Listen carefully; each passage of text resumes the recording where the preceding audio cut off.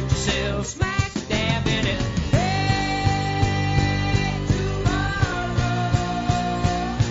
it goes away on the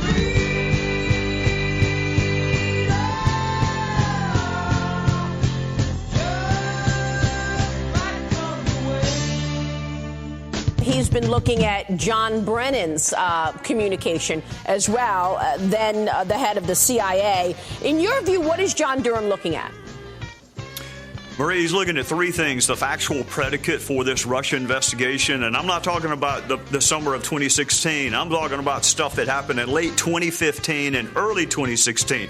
Remember, the DOJ and the FBI told Paul Ryan and Devin Nunes and myself repeatedly and exclusively that nothing happened before June of 2016. No payments were made, no contacts with the Trump campaign.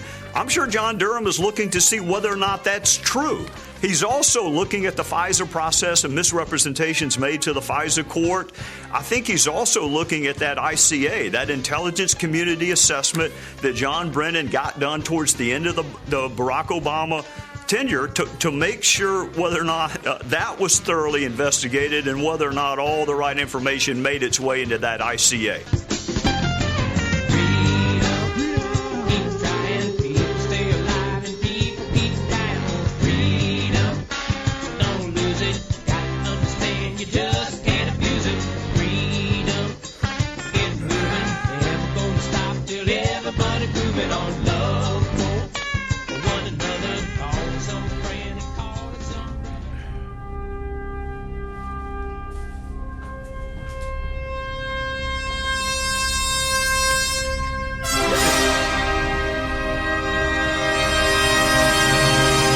Get it off your chest? Call the Dave Weinbaum Show. Come on, Steve, come on. They accuse this show of being run by boobs. Well, let me tell you something about us boobs. We're real and we're spectacular. Want politics and fun sprinkled with a lot of laughs? You're in the right place. Heard in 50 states and 98 countries, we just put 11 years of radio excellence into the can. Now, in our 12th year, the Dave Weinbaum Show is on the air. You can't be a beacon until you shine a light.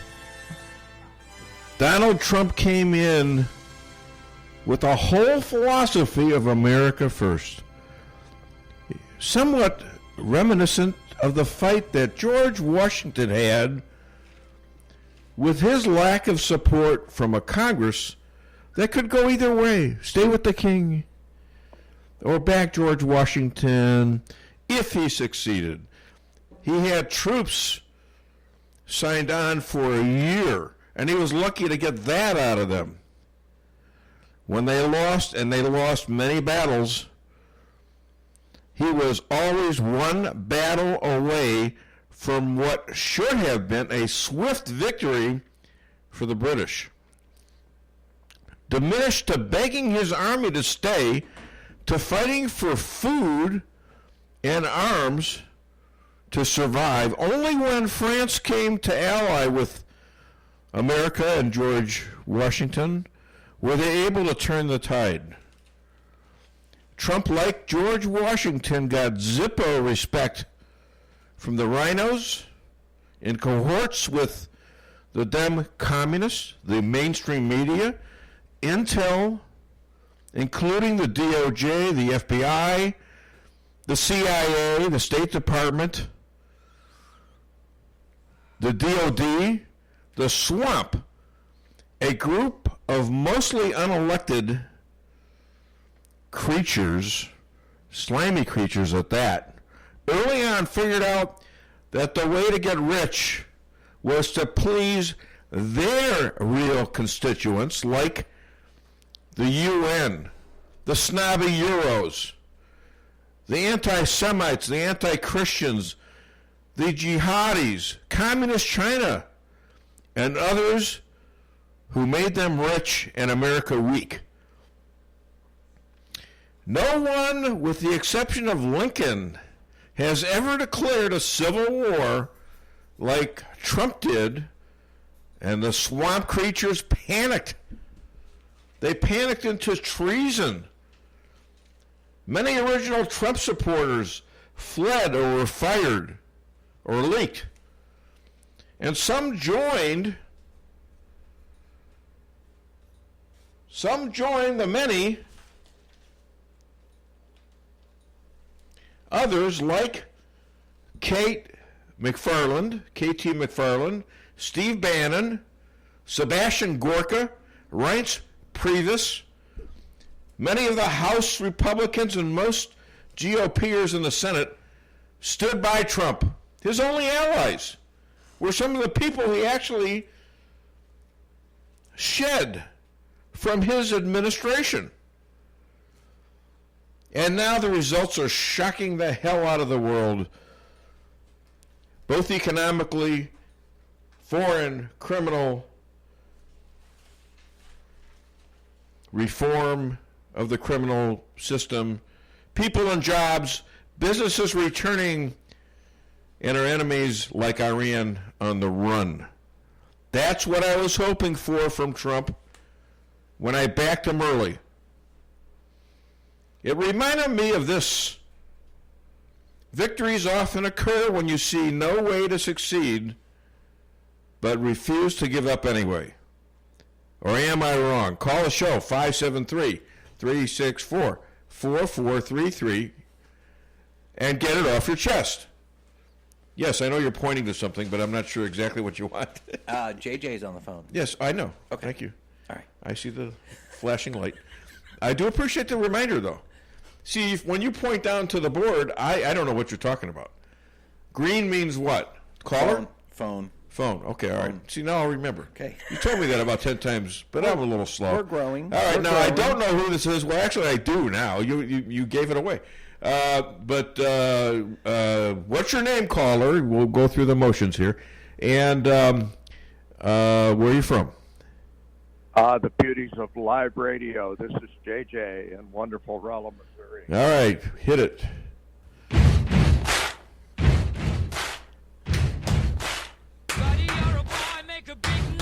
Everybody.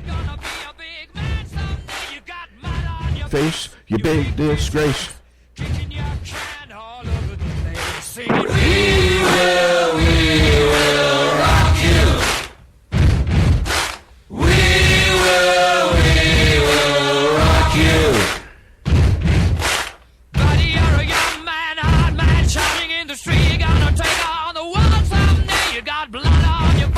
A big disgrace, waving your banner all over the place. We will rock you. Sing it! Ladies and gentlemen, welcome the opening act to the Dave Weinbaum Show, J.J. Bradshaw. Hey, Dave, I'm proud to be here. Say, I'm sure you were glued to the Democrat debates. I'm sorry, but I couldn't stand to watch them, but I did read the transcript the next day. And, I watched some of it, and actually I watched a lot of the highlights too, and actually it was pretty entertaining because nobody knew what Bloomberg was going to do and how the other people would react to him, and they mostly eviscerated him, and he wasn't prepared. That was the thing. That segues right into what I was going to say. Go ahead. What I saw in video clips, this looked like a congregation of the village people. Nobody could agree on policy. In fact, very little policy was actually discussed.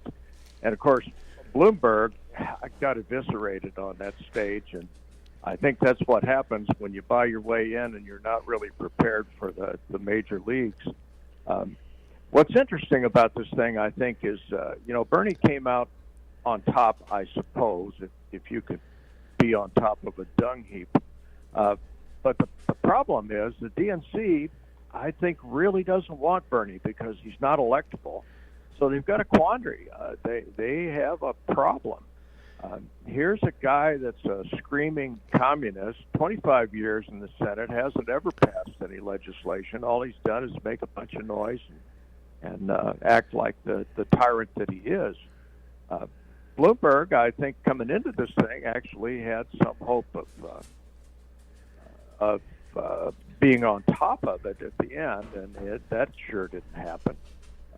Sleepy Joe, I think, is out. I think you'll see him fall out. He just didn't perform too well on that. And the transcript was an interesting read. Like I said, I couldn't stand watching them. It's like nails on a chalkboard. I can stand about 5 minutes of it, and then I got to turn it off. Hey, let me mention one thing. I take a little umbrage at you comparing Democrats to the village people. What an insult to the village people. JJ, come on. Well, all right. Oh, man, Right, they were a pretty good group. They were funny.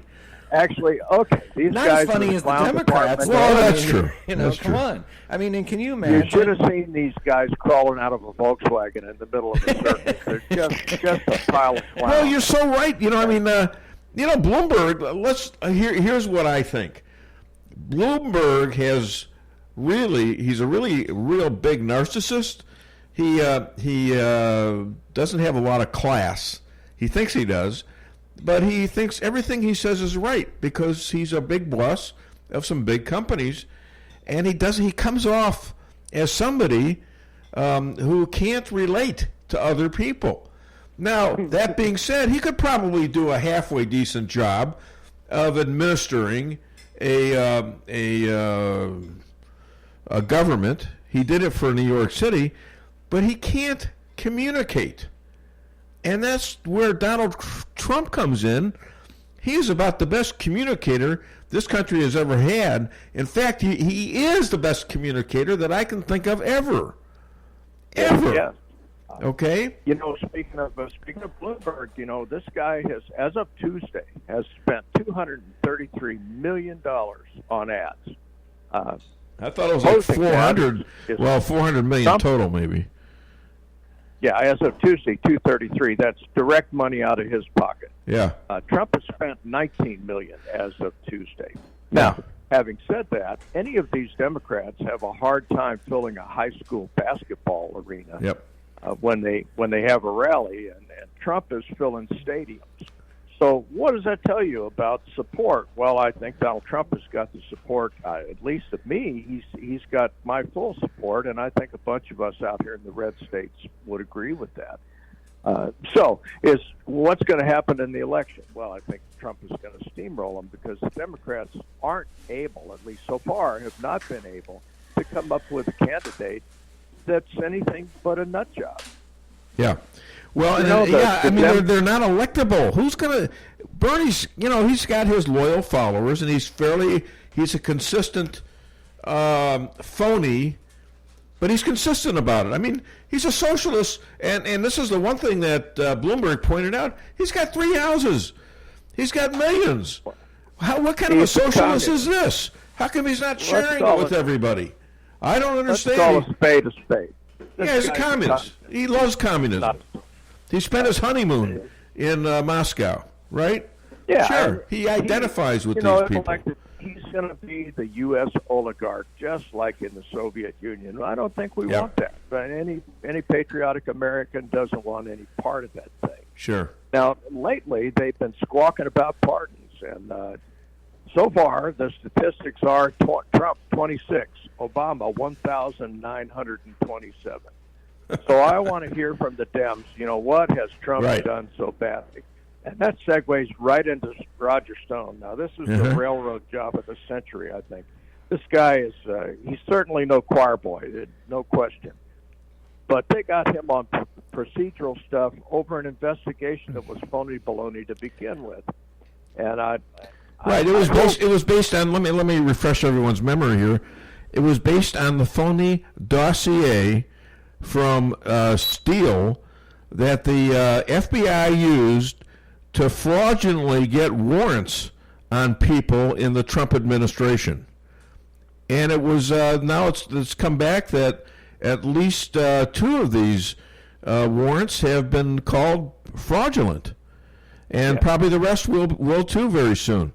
So it was a poison tree expedition that Stone got caught up in. I pray that Donald Trump does not pardon him. I pray that he gets a new trial. I think it's very arguable that this trial was a house of cards, and if he were to be tried again, he'd be found innocent. The judge So we'll see, is Amy Berman Jackson, a Obama appointee, and Tucker Carlson called for her impeachment. I don't like impeachment. It's not effective to me. I just say you put term limits on these people and get them the hell out. Federal judges should have 10 years, and let them. And I'm including Supreme Court justices. And let them go back and be lawyers again. You know, that should not be a permanent situation, in my opinion. But that's just me. No, I think that's wise. Now, getting that through the Congress is going to be practically impossible. But well, you need a constitutional amendment there. Hey, what else you got under your tinfoil hat there, JJ? One last thing, Dave, and that's Obama, our buddy, Comrade Barack, is claiming now that the booming economy is as a result of things that he did some 11 years ago. Yeah. And Trump didn't build that. He did, right? This is the same guy that lambasted everything that Trump has done before Trump did it. And now here he is attempting to lay claim. Yeah. I think the guy is desperately trying to be relevant and not... The guy is green with jealousy. He is absolutely beside himself because nobody's talking about him anymore. Nobody. Who cares about him? He sees his legacy being dismantled. We see what a small, tiny president he was, and a sneaky one at that. Okay? All these deals, all that money going to Iran, his betrayal of allies like Israel, his meddling in their elections, Israeli elections, French elections. He was a very, very small, sneaky president. And then him sponsoring the coup. I mean, how can you not believe that this guy wasn't in on it if it happened? And they're looking at the beginning of the end of 2015, not the July 31st, 2016, where the FBI says that's the time they started. No, they got proof now that this started way before that, like a year before that, in January of 2016, and not July of 2016. Well, not a year, but 6 months. So what else you got for me under that tinfoil hat, JJ? Well, I think Obama's fingerprints are all over this thing, and history will not treat him well as a result. Dave, that's all I got. Well, thanks a lot, and it was wonderful waiting on you in drive-thru the other day. Appreciate how fast you pulled up and everything, and how close you got to the back of the other car. How close you got to the back of the other car without hitting it, and without hitting me too. Anyways, thank you so much. Thank you so much for being the opening act on the Dave Weinbaum Show. You never let me down. God bless, JJ. Thank you. Thank you. All right. So that was JJ, and with his usual excellent opening act. And I do appreciate him. So, what happened to my ears? Anything? Hi there. Welcome to the Dave Weinbaum Show. What's your name? Where are you calling from? I can't hear you very good there, Dave. Okay. Can you hear me now? Yes, I can. I know who it is. Brian from Salem. Yeah. What's up? Yeah. Hey, are you familiar with that nasty comment that Bloomberg made about farmers? Oh yeah. Okay. Oh yeah, well, you put you put a seed in, you pour a little water on, and pretty soon you got corn. Well, okay, that's not true. But anyway, right. What I was going to say is, let's not forget that kind of attitude that he is portraying there is really what most of your liberals will actually think, and they'll say it just like he did, when he's in a company of people that he thinks he can get away with it. Yeah. Okay, he said that when he was amongst a group of people that he figured wouldn't care or would agree with him. I think he believes it. I think you're right. And I think most of the liberals, probably every last one of them on that debate stage, and a whole lot of smaller-time liberals, really feel the same way. And they disparage us workers that actually make this country run. I mean, any farmer or a miner or any other grunt work job nowadays, there is a lot more science behind that and a whole lot more judgment calls in a situation like that than there ever is in the computer tech world.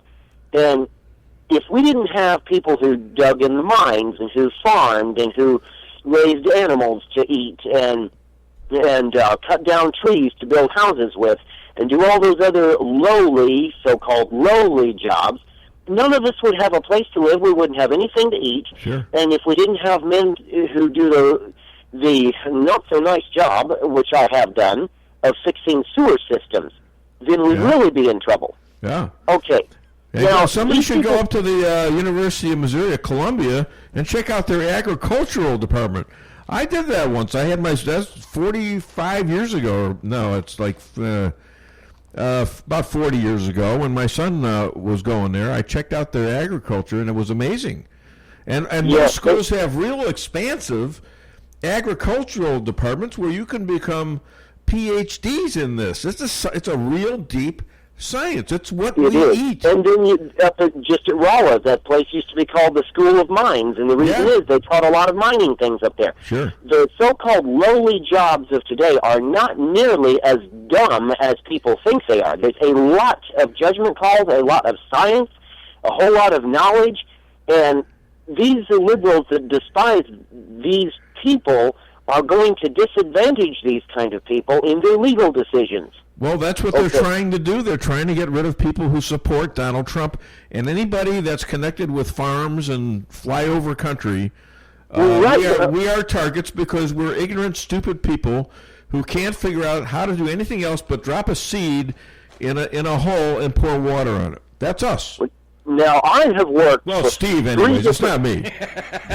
I've worked for 3 different farmers in my time. And I'm not a farmer myself, but I do industrial maintenance, and I also do general labor work. So I'm pretty good around a farm. But the things that those men know how to do is amazing. The things that they know, the knowledge that they have in their head about pests and minerals in the ground and things you do when the cows are sick or they, to keep the pests off of them. It's like land's alive. These guys know a lot of stuff. Hey, while you're on the phone, and I got to get off pretty soon because we're coming up on a break and an interview. Let me just introduce us. My name is Dave Weinbaum, by the way. I'm the host of this show, granted to me by none other than the owner of this radio station, 92.9. That would be Steve Wheeler, sitting on the board over there. And my lovely bride, who's... when you gave yourself applause? Where was JJ's applause? You started talking too quick. Oh, okay, all right. Well, okay, whatever. All right, and my lovely bride, Lisa Strasser, who's over there making noises with eating eggs. And what are you eating? Eggs and salmon. I thought I smelled something. And bacon. My God. And bacon. This is what I come to every Friday that I'm here, and I love being here. I could do without the slamming of dishes. Can't you take paper and paper? I mean, my God, you got to slam that spoon up against the side of the glass container. And well, yeah, you don't hear it, but I'm a little sensitive. I think the torture is worst for Mr. I think Dave's a lot sensitive. Well, the torture is worse for Mr. Mr. the dog is over there sleeping behind Steve. He's in hog heaven right now, and he's not even a hog. He's a dog. So, anyway, as far as introductions, my name is Brian from Salem. Hi, Steve. Hi, Dave Weinbaum. Hi. He's just become a sponsor, Steve. Hi, Steve, he's just become a sponsor. Right up a bill. There you go. All right, get off my phone. Have a great weekend. Thanks for being, the opening regular caller of the Dave Weinbaum Show.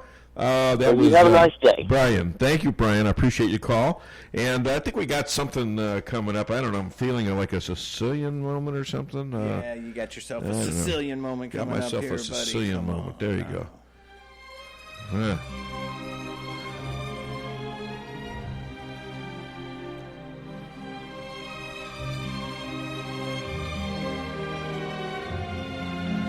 If you can't turn the tide, dam the river. forget about it. You know,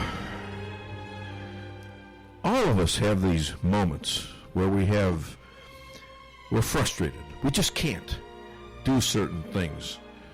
But, you know, people figure it out if they stay with it. They figure it out. You know, you got a problem with a guy, you call him, he won't do what you want him to do. Well, you take and have an in-depth talk with him in person. All right? Maybe you get a result there. All right? And it's just like anything that's hard is worth doing. And anytime you can do something that you can't figure out how to solve, anytime you come up with that solution, you never forget that, because you did it and you knew you wanted to quit. So don't quit. Forget about quitting, all right? Hey, we're going to take a break right now. Our first one, call the show. 573-364-4433. Coming up with Rabbi Moshe in about 5. Hit it, Steve. Why settle for the forecast when you can control it? Hartley's Climate Control is your locally owned heating, air conditioning, plus so much more company. Hartley's offers residential and commercial sales, service, and installation in the areas of heating and cooling, hearth and home, handyman services, and more to the Rolla, St. James, and surrounding areas. Call 573-368-3163 or visit them online at www.hartleyscc.com. Hartley's Climate Control, community born, community raised, community serving. Welcome to the greatest rock and roll show on earth. Tonight's feature is Melrose Asphalt and Quarry, featuring their greatest hits, guaranteed low prices, guaranteed work, and their #1 hit, locally owned and operated. So call and get your tickets to the greatest rock and roll show on earth. Melrose Asphalt and Quarry, 364-9101. That's 364-9101. Melrose Asphalt is a local business and not an actual rock band.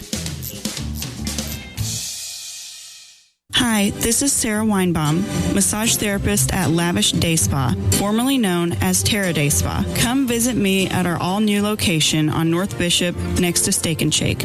Come take your stress and worries away with our full-service salon and day spa, featuring discounts on Dermalogica and other skincare items offered with a purchase of a facial. New location, same number, 364-0905. Come sail away at Lavish Day Spa in Rolla. Come see the professionals at Brown Vet Clinic of Rolla, where they promise to place your pet's health and wellness above all considerations. They communicate openly with you about the individual preventative needs of your pet and help protect them from common infectious and contagious diseases while using the best available methods, no matter how big or small the animal. The staff is there to help you 24/7 and will get you an appointment as quickly as possible. Give Brown Vet Clinic a call today for all your animal needs. 364-1919. Los Arcos Mexican Restaurant and Tequila Bar in Rolla offers authentic Mexican food at great prices. Open at 11 a.m. Stop by for lunch or dinner. Lunch specials every day. And don't forget about Margarita Monday. Whether you have a small group, a large party, or you want to carry out, Los Arcos can accommodate. Located at 1212 Highway 72 East in Rolla. Affordable food with margaritas that taste great every time. You know you're dining on the finest ingredients at Los Arcos. Call for reservations at 573-426-4388. We've got all the news right here. Hold up. Stop. I know you're out there about to settle on a donut and drive around all sticky-handed, raspberry jelly all over your sensible blouse. Well, this is an intervention, a chicken intervention. Because McChicken biscuits and Chicken McGriddles are now at McDonald's, freshly prepared and available nationwide. So just make that turn, hit the drive-thru, save your favorite blouse, and change your life for breakfast at participating McDonald's for a limited time. It's time to wake up breakfast. Follow me at DaveWeinbaum.net, at The Dave Weinbaum on Twitter, and streaming live on the Dave Weinbaum Show Facebook page. Harvard and Yale outed as having received at least $6.5 billion in unreported contributions and grants from places like Red China, Saudi Arabia, Qatar, and the UAE. I call this frightening, but I believe it's just the tip of the iceberg. This unregulated cash has enabled enemies to push agendas from anti-Semitism, anti-Christianity, pro-jihad, socialism, communism. They have infiltrated with students and professors who have been sent as part of these deals with student professional organizations determining who gets to speak at these universities, at these schools, who gets to write in their newspapers, and whom they can banish. All right. Scared the hell out of myself, you know. I forgot I put my own clip in there, and I'm thinking, what happened? Did the show start over again? All right, I think we need to play a song right now, and we'll have a rabbi, surely. Yeah, 1 second, Dave. You were talking to another rabbi? Sounds like you're cheating on me. No, actually, I'm cheating with you on him because he was the first rabbi. Listen to this. I got rabbis fighting over me. This is kind of weird.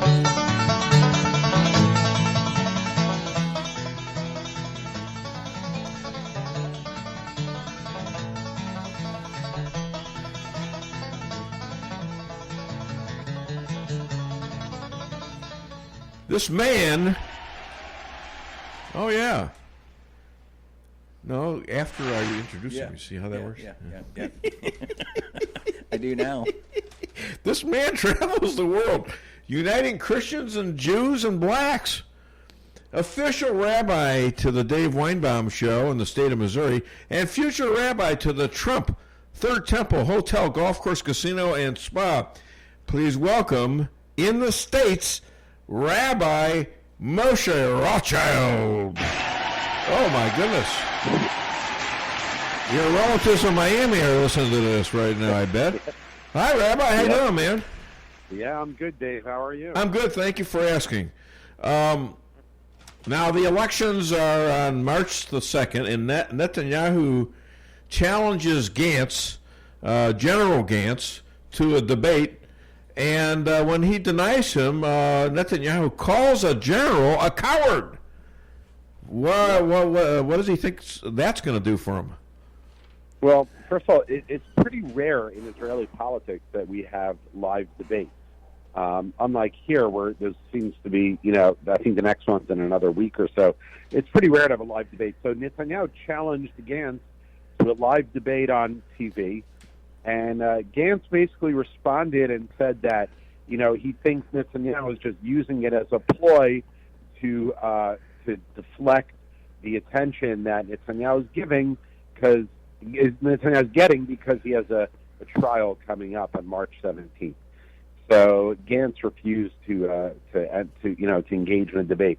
I think it's a big mistake on Gantz's part. I would love to, and I'm sure most Israelis would love to see them go at it live on TV, especially if it's anything like the Democratic debate that I watched this week. That was quite entertaining. Well, let's talk about that for a minute. Bloomberg, he's trying to look like a leader in the debate, ends up in a disaster, and he was under constant attack by all of them. Right. How does this affect Israel? What are they thinking about the Democrats and their lack of seeming anybody who's electable, and Donald Trump? What do people in Israel think about that? Yeah, well, first of all, I watched it, and the New York Post the next day, and the headline was "Black and Bloomberg."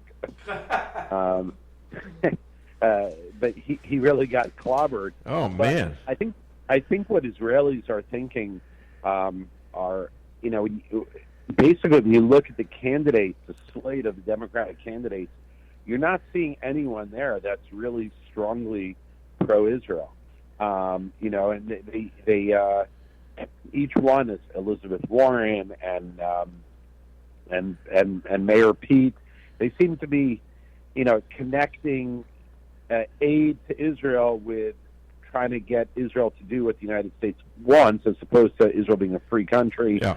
Blackmail, quid pro quo, if that's the right word nowadays. But they're very scary, the Democratic candidates, for Israel in particular, but in general for the United States. These guys are, believe me, I'm very concerned about these guys. You ought to be. The party is led by rote anti-Semites, and quite frankly, I include Bernie Sanders, a Jew, in that. He may be the biggest of them all. Yeah. He's got, not even arguably, he has anti-Semites on his staff and on his in his corner. People like Rashid Tlaib, they're it's just Cortez is his spokesperson. Yeah, it's amazing. Yeah. Hey, I hear where Israel is upgrading its Iron Domes. First of all, what's an Iron Dome? And second of all, what's the significance of it? Right. So the Iron Dome is an anti-missile system. It's an incredible system where a rocket is literally fired from Gaza at Israel. Within 20 seconds, the Iron Dome system can evaluate whether or not that rocket is going to land in an open field or whether it's going to actually hit a civilian population. Really? The Iron Dome will, if it determines it's a threat to the civilian population, the Iron Dome will then launch a rocket that will intercept that rocket in midair.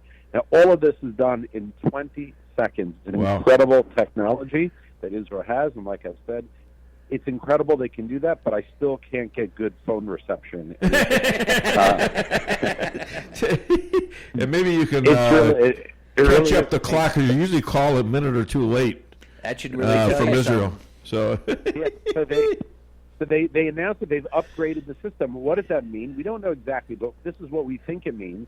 The Palestinians, in order to try to get around the Iron Dome, what they do is they'll fire like 10, 12, 15, a bunch of rockets all at once, hoping that Israel won't be able to respond to that. So I think the upgrade to the Iron Dome allows the Iron Dome to respond to a barrage of rockets all at once.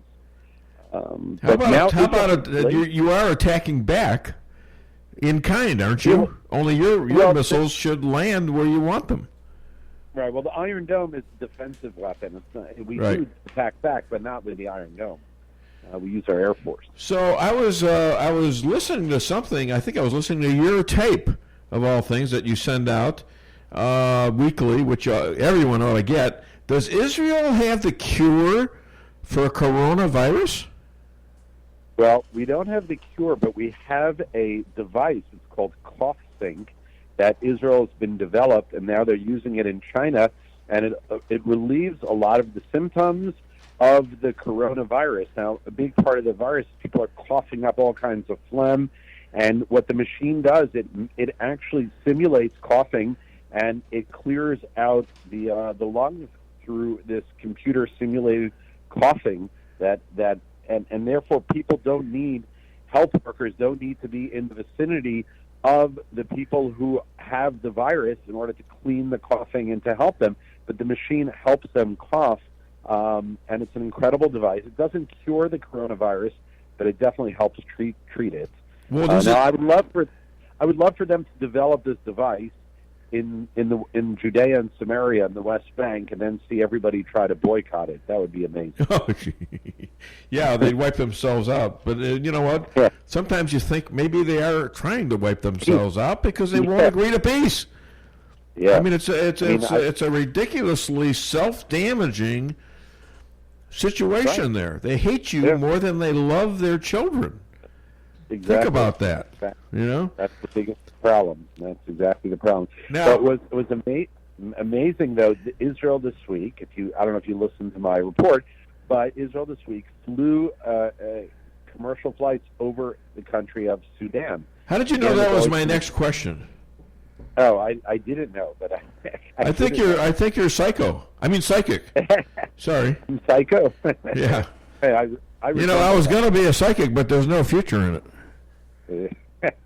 I resemble that remark. Yeah, there you go. Okay, so you want to know the significance of Israel flying over Sudan, a former enemy, a Muslim country, and and I was going to ask about, well, Israel seems to have an outreach to Muslim and African countries. Am I wrong? You're not wrong. You're right. In fact, Netanyahu this week, when we flew over the Sudan for the first time, he remarked, he said, there's maybe a handful, 1 or 2 or 3 Arab countries left, that we don't have deep relationships. Now, wait a minute. You see, folks, I am correct. He is connected. He said when he and Netanyahu flew over, and Netanyahu pointed out that we were getting closer to having all the Arab countries, and there are many of them, and African countries align with Israel. See, you are connected, aren't you? No comment. See, there you go. No comment. He can't mention that. All right, so things are getting to the point to now. Are we going to have an outreach to mosques? We're not there yet, are we? We're not there yet, but we are, on the national level between Israel and the Arab countries in the Middle East. We are having a tremendous amount of success because look, they see Israel as a regional power. They see Israel as a great success, and if these countries want to be part of that, not get left behind, and they're afraid of Iran, and they want to access the power that Israel has to control Iran, then they have to have relationships with Israel, and a lot of that's happening now. It's and amazing. Speaking of relationships, I had a nice phone conversation with Pastor Johnson from the Baptist Church up there in East St. Louis. And I told him how thrilled we were to be there and for how great he was to us, and the fact that his congregation, an all-black church in East St. Louis, accepted us. And I told him what I told you. I says, we didn't just break the ice, we exploded the glacier. Yeah. I mean, it was amazing. I mean, chills are going up my spine right now, just like there were in that church. He turned over the church to Rabbi, a Christian church, an all-black church. He turns it over to the rabbi, who didn't give his usual spiel. He actually made one up as he did, and they were jumping up and down, man. Right. Well, Dave, I think now you're the psychic. Because I just got an email from Pastor Johnson not more than an hour ago, telling me that was such a miraculous event, and it's funny you mention that because he literally just wrote to me. So we're looking now to do a trip to bring 20 African American pastors to Israel. Wow. Hopefully that's going to happen. That's amazing. And I talked to him a little bit about the problems right now between the blacks and the Jews in New York City and elsewhere. Yeah. And it was a great conversation. So you're in so other than DaveWeinbaum.net, where can people find you and contribute to you? Yeah, they can go to my website, IsraelAlliance.org, IsraelAlliance.org. And this Sunday, Dave, I know it's not in your area, but in Naples, Florida, we have a big conference. My organization, we're holding a conference. We have quite a few pastors coming. We have a captain from the Israeli army coming. It's going to be an amazing, amazing day. I was going to come, but my wife is in a sling, and I don't think it would be a smart move to leave her alone. He makes me carry all the luggage. Yeah, because who's going to carry the luggage? I told her we could hire somebody. And ding. My wife wouldn't let me go. Sorry. She says, "You'll never hire anybody, you cheap bastard." Yeah, there you go. Rabbi, so did you mention, other than DaveWeinbaum.net, where people can find you? Yeah, I did. I mentioned that. Okay, good. Hey, Rabbi, what's a pine cone? A Jewish pine? A Jewish tree. Very good. You know why? You know why you got that? I gave it away. I said Cohen instead of cone. All right. Well, very good. You're very smart, as usual. You know what you call a donkey that counts? A donkey that counts. No, I don't know. Smart ass. All right, now we got it. You think you're going to outwit me, huh? On my show? I wasn't sure if I could say that on the air. Yeah, no, that's right. You can't say it on the air, so don't say it. Hey, Rabbi, thank you so much. Shabbat shalom. Have a great time in Florida, and hopefully that works out great for you. All right, Shabbat shalom, my friend. Okay, Rabbi Moshe Rothchild, all the way from, Florida. So, you know what? I'm feeling a little bit like... what am I feeling like? How about a monster? You know, monster. Yeah, I mean, like Pelosi. Oh yeah, Yeah, that's a monster right there. This is Nancy Pelosi. You demonize, and then we call it the wrap-up smear. If you want to talk politics, you call it the wrap-up smear. You smear somebody with falsehoods and all the rest, and then you merchandise it. And then you write it, and they'll say, see, it's reported in the press that this, and this. So they have that validation that the press reported the smear, and then it's called the wrap-up smear. Now I'm going to merchandise the press's report on the smear that we made. And it's a tactic. This is Nancy Pelosi.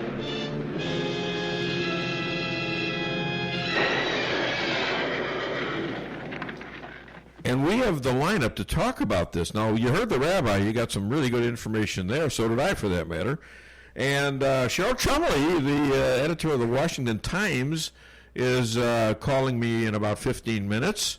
Dr. Jane Ruby, a new timer. This is Laura Loomer's best friend, because Loomer is too busy running for Congress in Florida to get rid of Nancy Pelosi's best friend, Frankel. And then a gal who is running to defeat Nancy Pelosi on the West Coast, trying to get rid of the Wicked Witch of the West. That's DeAnna, Lorraine. And then finally, from back to the coast there, back to Florida, Boca, Dr. Amy Cooper Hakim. I have two doctors on here, and I think they're both PhDs. How do I get all these smart people here? With your smartphone. Oh, my goodness. It's so funny. Okay, and just for that, we're going to take a break right now. Call the show, 573-364-4433. Get it off your chest.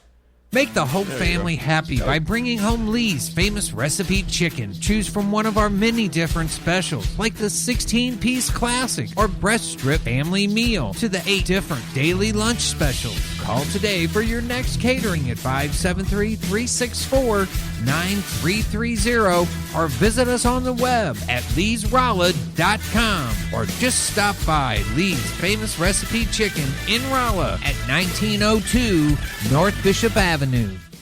Reality check number 14. Getting a house loan shouldn't take longer than building your house. At Town & Country Bank, we have a solution for that. We know you're anxious to start building your dream home, so we make loans quick and easy. We don't have to send off to some big city for a decision. Your decision is made here, and your loan stays here. Town & Country Bank. Smart, friendly solutions. Member FDIC, Equal Housing Lender. Does your trip to the dentist office sound like this? If so, it's time to come see the friendly staff at Forum Dental, where they make dentistry simple and fun. Forum Dental is committed to patient satisfaction and high-quality dental care. So come to Forum Dental, where they do it all, from teeth cleaning and whitening to bridges and crowns and so much more. At Forum Dental, they make every dental experience a pleasant one. Forum Dental, working together to be better. Visit their website at forumdental.com.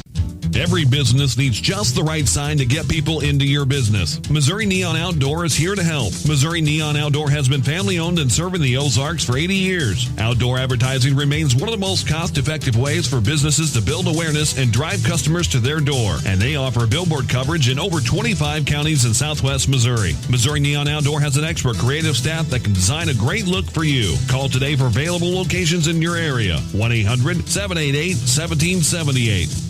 Owning a business can be tough, and knowing what insurance you need can be confusing. Help is here with the Daniel & Henry Company. Daniel & Henry Company is an independent insurance broker providing a full range of risk management and insurance products and services for clients locally, nationally, and internationally. They find cost-effective solutions for your business and personal needs, from work comp, general liability, property and auto, and all points in between. Protecting your business is their business. Call Richard Boyette at the Daniel & Henry Company today, 314-444-5011. Need to create a unique gift for your sweetheart? Want a gun, watch engraved? Need a trophy gift or award? Go no further than Kent Jewelry, 907 North Pine Street, downtown Rolla. Call 573-364-1030 and take your bag of jewels to Kent and ask to have your jewelry inspected and cleaned for free. Ken is my jeweler. Make him yours. 907 North Pine Street, downtown Rolla, 364-1030. There's a sweetheart of a deal all month long at Fairground Auto Plaza in Rolla. Right now, save up to $9,510 on the all-new 2019 Silverado Crew Cab LT All-Star Z71, or choose 0% APR for 72 months on Silverados, including 2020s, plus $1,000 bonus earnings for eligible GM cardholders. Check out everything Fairground Auto Plaza has to offer. Visit Fairground Auto Plaza at 100 Fairgrounds Road in Rolla for full details. Chevy, find new roads. This is Rick Miller at Null & Son Funeral Home in Rolla. Since 1924, Null & Son Funeral Home has had the honor of serving families throughout Phelps County. Today, families can select a funeral service, burial, or cremation and have it tailored to fit their specific needs in order to honor the memory of their loved one in a personal and meaningful way. At Null & Son Funeral Home, we offer information that will help you make decisions that are just right for you and your family. Follow me at DaveWeinbaum.net, at The Dave Weinbaum on Twitter, and streaming live on the Dave Weinbaum Show Facebook page. Now, these might seem like unrelated problems, but they're not.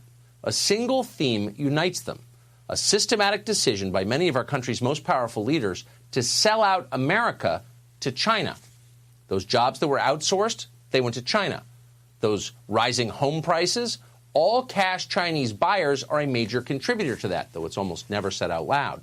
Fentanyl, made in China, with the knowledge and tacit approval of the Chinese Communist Party. China is no longer simply an economic rival to the United States. It's becoming a dangerous enemy. But instead of protecting us from this threat, an existential one, our leadership class collaborates with the other side. Why do they do that? Simple, they're getting rich from it. This only became clear to many people a few months ago when the most American of all sports, professional basketball, a game literally invented in a gym in Springfield, Massachusetts, ripped off the mask and showed the world who really controls the league. This has been going on. Now, I based this somewhat on my last week's monologue, where something stuck out to me, and that was the finding that foreign governments have been giving Yale and Harvard up to $6.5 billion with a B dollars. And that wasn't reported by Yale and Harvard as was lawfully expected. And this money came from a lot of Arab countries, and who else? Red China. And how long has that been going on? And how many colleges are receiving this money? And what does it mean? Well, it means that they're accepting this money under condition of taking a lot of Chinese students, who some of which become spies. It takes money to pay these professors, who become propagandists for China, to their students, to the press, and it infiltrates our media. Look at Bloomberg. Bloomberg, he got rich from, one of the things was what? The Bloomberg networks. He has a news channel, a business channel. Okay? And he admits to going along with Chinese propaganda and for not doing anything to report the truth if China objects to it. Can you imagine that? Can you imagine Donald Trump saying you can't say anything even if it's the truth? Now, he takes on the fake news, but he doesn't stop them. They still blabber it, but he's not going to tell them, you can't report that. Can't do it. And yet Bloomberg is going along with that? That's really harmful.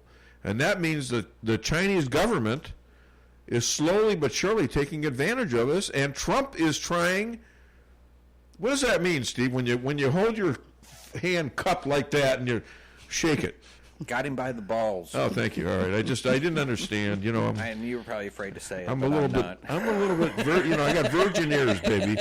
I got a big mouth, but I got virgin ears. Well, anyways, I mean, the truth is the truth, right? There you go. No, it's true. Doubtful. It's true. But balls. This isn't even about balls. It's about why would you give up your country for a couple of shekels? Come on. That's what they're all doing. They're all getting paid. The media. I'm sure money's going into the coffers of guys like Schiff and Pelosi, and it's nuts. All right, I think I feel something coming. I think it's something about Hillary. From the makers of Hillary Home Security comes the latest in anti-theft technology for your automobile. It's the Hillary Car Alarm. This is one car alarm that's too annoying to be ignored. Just listen to this satisfied owner. The Hillary Car Alarm is the most sensitive alarm available, and it responds to voice commands. All right already, I'll vote for you! And it sure beats that old-fashioned Howard Dean car alarm. Protect your car with the Clinton Cackle and get the Hillary Car Alarm today. Coming up, Cheryl Chumley. Call the show, 573-364-4433. Get it off your chest. There you go. Is your first step to sold. Whether buying or selling, put the best team of realtors to work for you. Akar Real Estate is the top-selling real estate agency in 4 counties. They work diligently to make your real estate transactions happen. Independently owned and operated for over 12 years by Delek Akar, broker-owner. When you want results that move you, call the professionals at Akar Real Estate at 368-SELL. That's Akar Real Estate at 368-7355. Sales results obtained from Maris Incorporated. If you're in the food business and your walk-in cooler quits, do you think you can call just any heating and refrigeration guy to fix it? Think again. Time is money, and you don't want to have to wait while an air conditioner repairman tries to figure out what's wrong. At Cox Brothers, food equipment repair is who we are. We have the specialized training and know-how to protect your expensive and fragile inventory while we repair your broken equipment. When you need food service repairs, go right to the experts. Cox Brothers Food Equipment Repair in St. James. We'll keep the hot side hot and the cold side cold. Los Arcos Mexican Restaurant and Tequila Bar in Rolla offers authentic Mexican food at great prices. Open at 11 a.m. Stop by for lunch or dinner. Lunch specials every day. And don't forget about Margarita Monday. Whether you have a small group, a large party, or you want to carry out, Los Arcos can accommodate. Located at 1212 Highway 72 East in Rolla. Affordable food with margaritas that taste great every time. You know you're dining on the finest ingredients at Los Arcos. Call for reservations at 573-426-4388. There's a sweetheart of a deal all month long at Fairground Auto Plaza in Rolla. Right now, save up to $9,510 on the all-new 2019 Silverado Crew Cab LT All-Star Z71, or choose 0% APR for 72 months on Silverados, including 2020s, plus $1,000 bonus earnings for eligible GM cardholders. Check out everything Fairground Auto Plaza has to offer. Visit Fairground Auto Plaza at 100 Fairgrounds Road in Rolla for full details. Chevy, find new roads. If you've watched Storage Wars, you know how smelly and moldy your valuables can get. Daniel's climate-controlled units ends all that. It's like a spa for your stuff. Call Investment Realty at 364-4050 and reserve a unit for Daniel's climate-controlled and secure storage. That's 364-4050.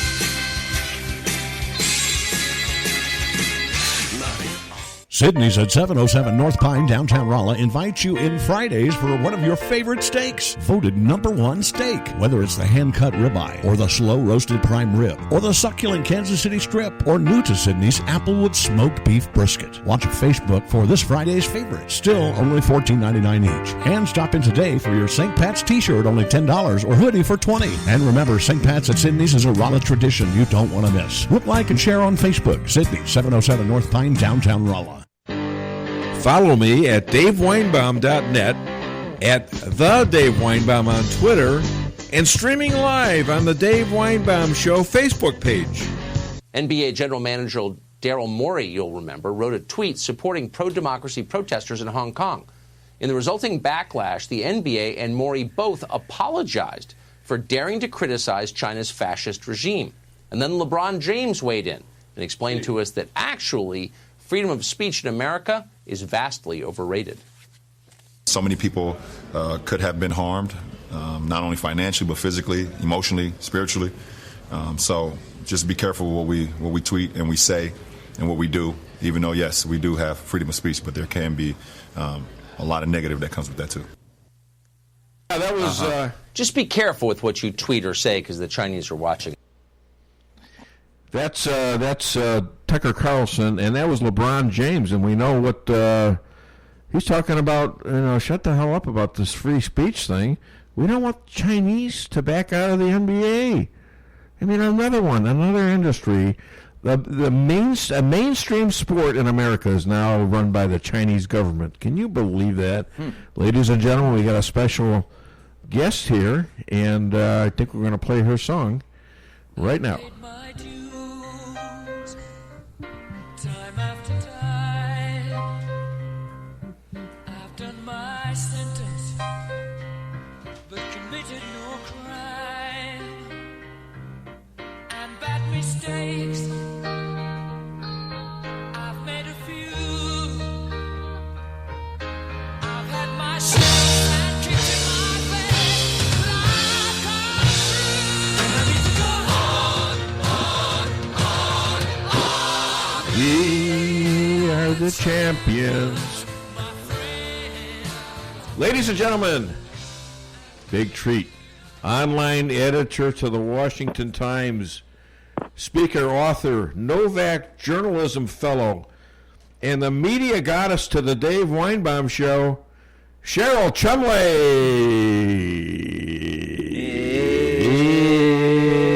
I'm running out of air. Come on. It's there. Come on. How are you guys? I'm good. Oh, man. All right. You're never going to hear the end of this, I know. Made it to the end of the week. Yes, Right. End of the week, yeah. We're all a little, let's say, well, we're not drunk, are we? No. We're like, I am. Giddy. Giddy. I am. I was going to say gitsy, and I'm trying to think. That doesn't make sense. What's wrong with me? Chimed in with that I am. Yes. Yeah, I am. That's what I ate for breakfast this morning. My wife cooked me up some I am. There you go. Hey, before I get into too much trouble here, Bloomberg and Soros seems to be the new name of the formerly known party as Democrats. I mean, have they co-opted the whole party? Well, I mean, the party's been trending left for years, but it's only recently that it's become openly socialist, which is code for communist, because really, if you look at the platforms and the policies, there's really no difference between democratic, socialist, communist. They're all rushing toward the same big government takeover of individual freedom. And George Soros has been a big funder, and of course Michael Bloomberg with his billions has been a big funder. So this is the new reality of the Democrat Party. Yeah, but Bernie takes great. I mean, he's so mad if you call him a communist. Well, and he is I agree, he is a communist. That's the problem with the left. They can't stand proudly by what they actually are. Exactly. Now, if somebody were to call me a right-winger or a constitutionalist or a conservative, I would say, okay, I'm okay with that. But if somebody calls Bernie Sanders out for what he is, he doesn't even like being called a socialist. Yes, exactly. In fact, that was a big deal in the last election. Is they all denied being socialists. Yes, but stand proudly by it. If this is Why what not? you are, then be proud. Hey, there's a bill out to get the inspector generals to investigate federal prosecutors. How about judges, including Supreme Court justices who appoint FISA judges? I won't name him John Roberts, but shouldn't they be investigated too?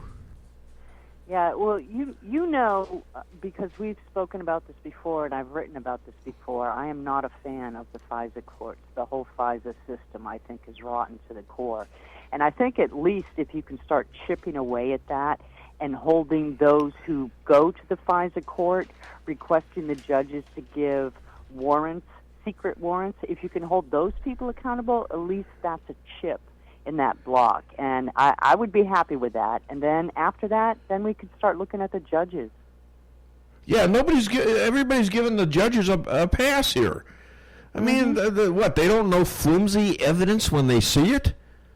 They don't know. No problem. Exactly, and I'm trying to figure out who's talking to these people, who's investigating the judges. You know? Yeah, the whole system screams for oversight and accountability. And the thing that's most maddening to me is that you couldn't see this coming. It's so obvious. You know, the Constitution has certain amendments in it to address this very issue, and the FISA courts just fly in the face of the Constitution. Well, they're taking on the position of CIA, able to keep secrets away from the American people, and those who are accused. Those who are accused don't get to defend themselves. They're just subject to this any old lie will do kind of situation, and then they award warrants for the FBI to come to your house at 6 in the morning and have like 100 guns and boats and planes over your house and arresting you at gunpoint, and you don't know what the hell is going on. And the problem is that the atmosphere in America has become so hotly partisan under this administration, through no fault of Donald Trump's. I mean, he's out there trying to uphold the America First, Make America Great Again individual rights.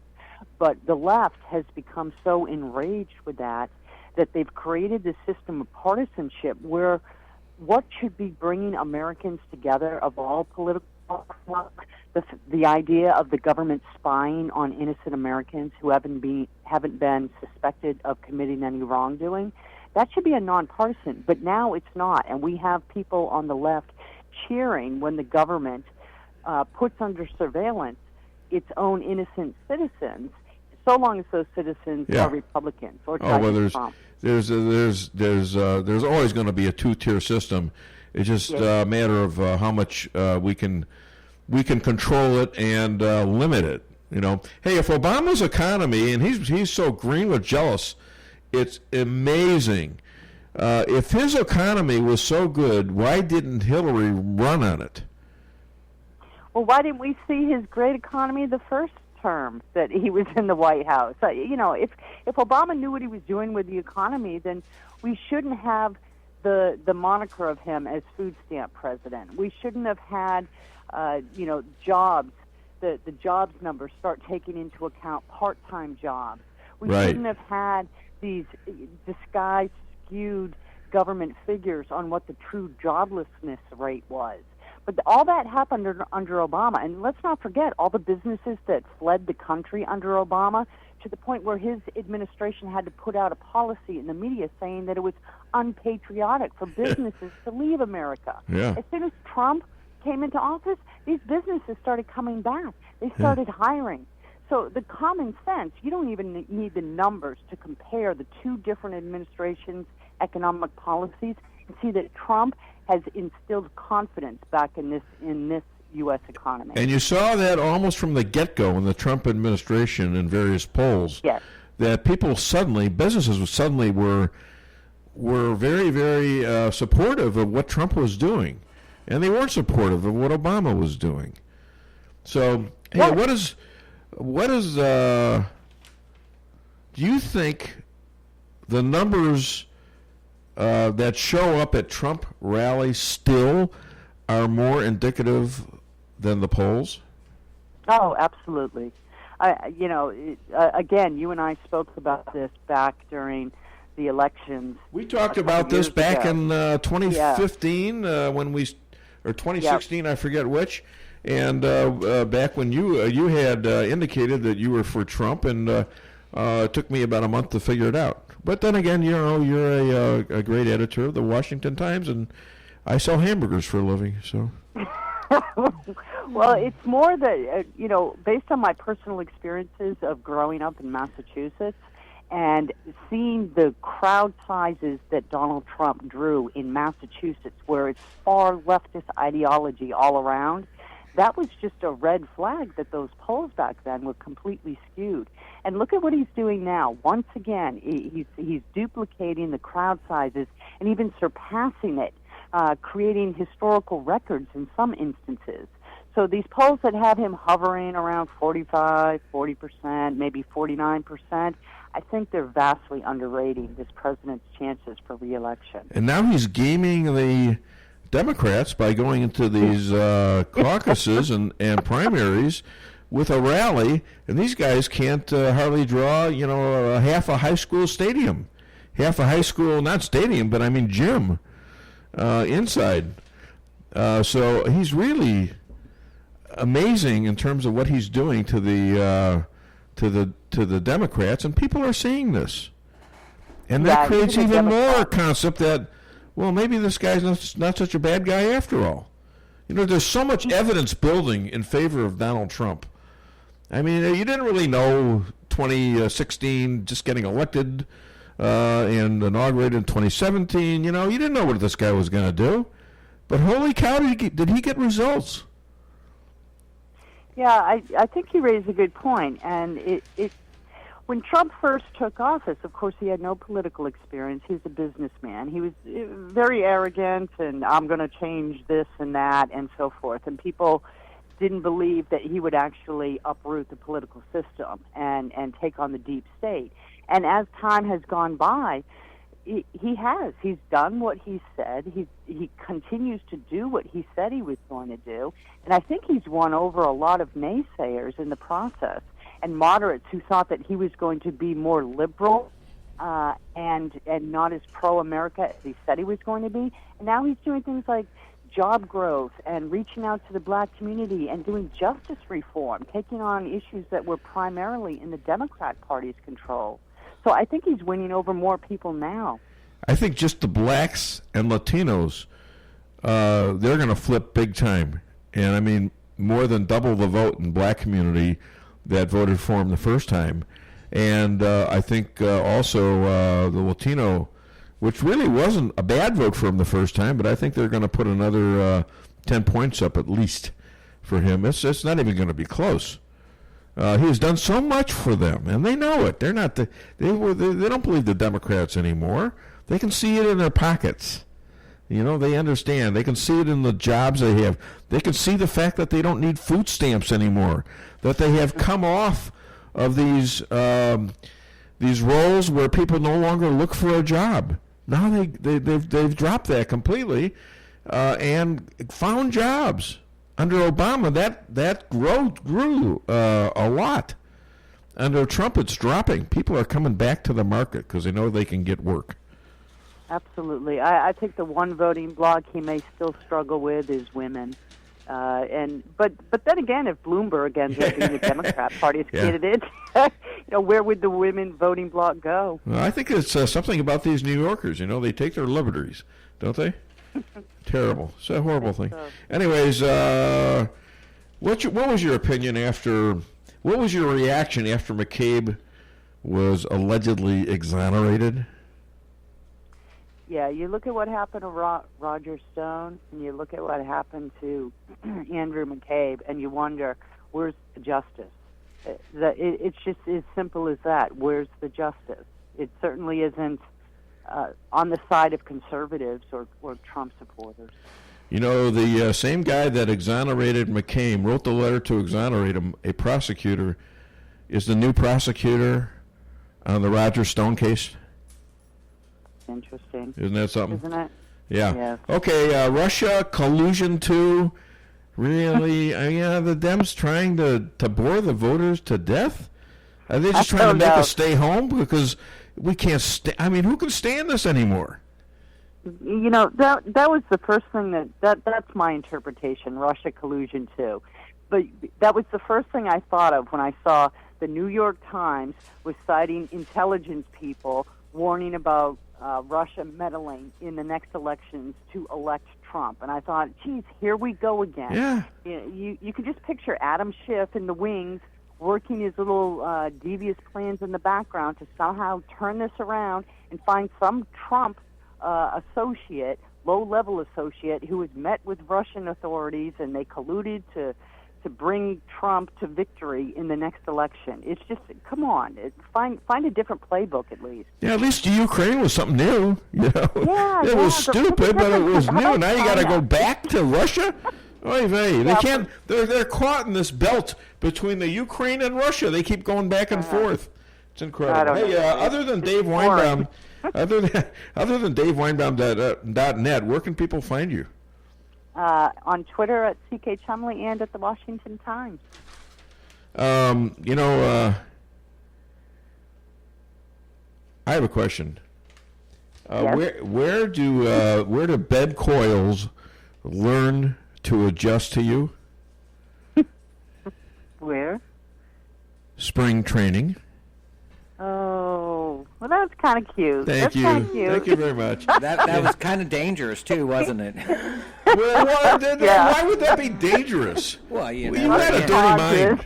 You have a dirty mind. What's wrong with you? I'm talking to the owner of the radio station, and I got to watch my P's and Q's. But you know, I mean, it's radio. We have to be able to honest. Although he's going to try to beat me up afterwards, I'm sure. Anyways, thank you so much for being the media goddess, and I mean that sincerely, to the Dave Weinbaum Show. You're the best. Thank you, Cheryl. Thanks for having me. And you have a great weekend. Thank you. All right, Cheryl Chumley, ladies and gentlemen. Can we hear some applause? Can we hear some applause? Yes, all right, come on. We get there. There we go.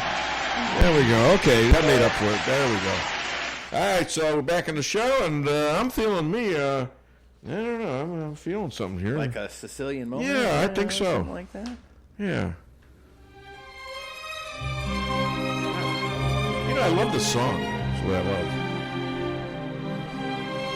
You'll never be number one if you insist on being full of number two. Forget about it. Well, I think I was thinking about you, Steve, when I wrote that. Really? Yeah. Now the S word I can't say on the air. No, come on. You can come up with something better than that, can't you? Nope.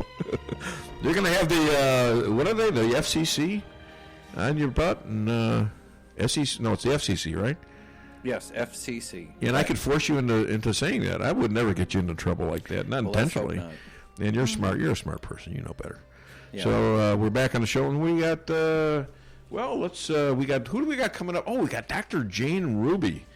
She should be excited. She's got her own radio show in D.C., by the way. Wow.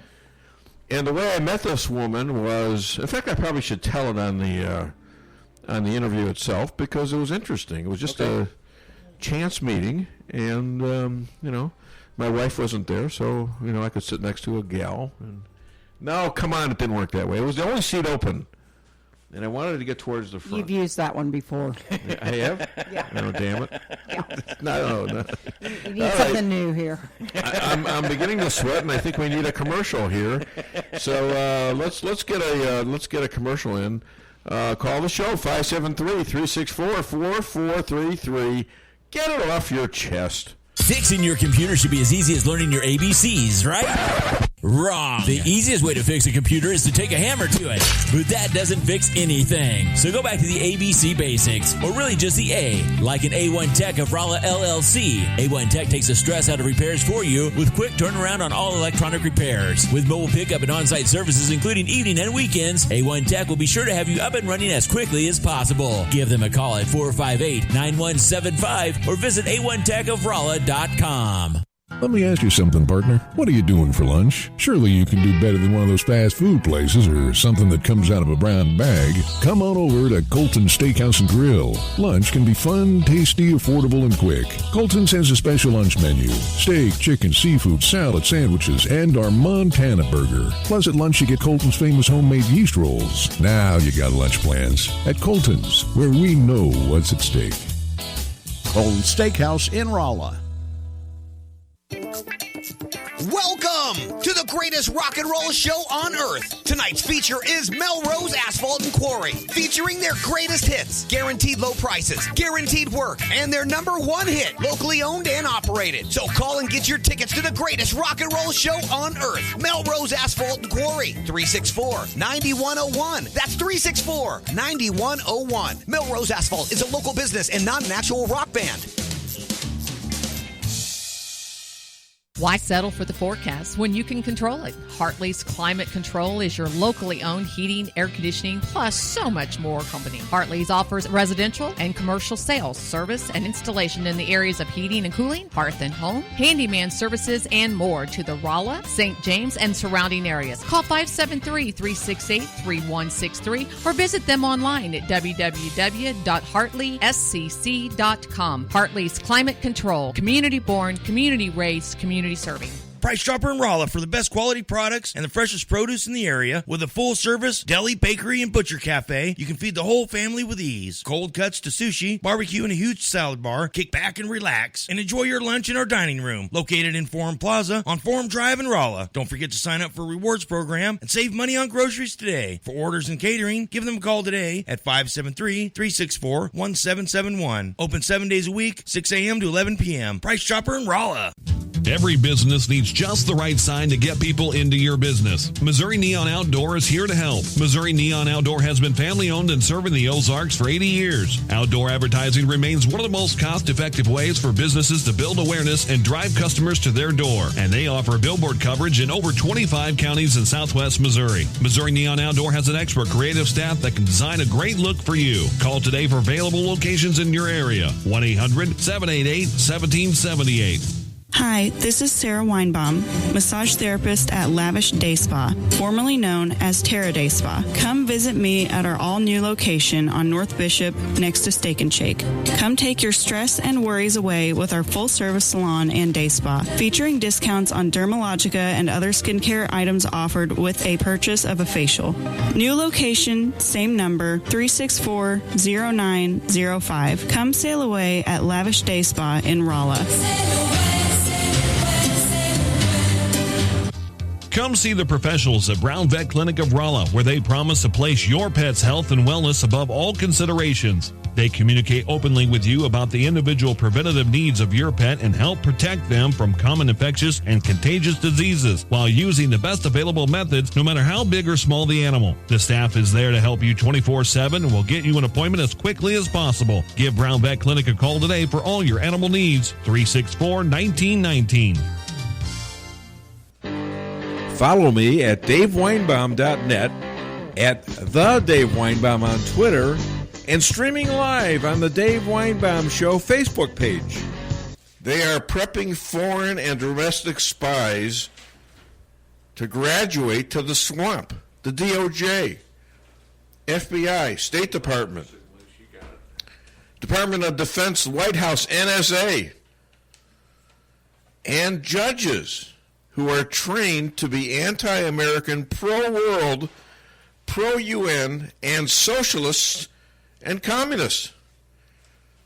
I think this has been going on all over the country for at least 70 years plus, to the point that socialism, in spite of its massive failures, is in the low 40s of approval by our country.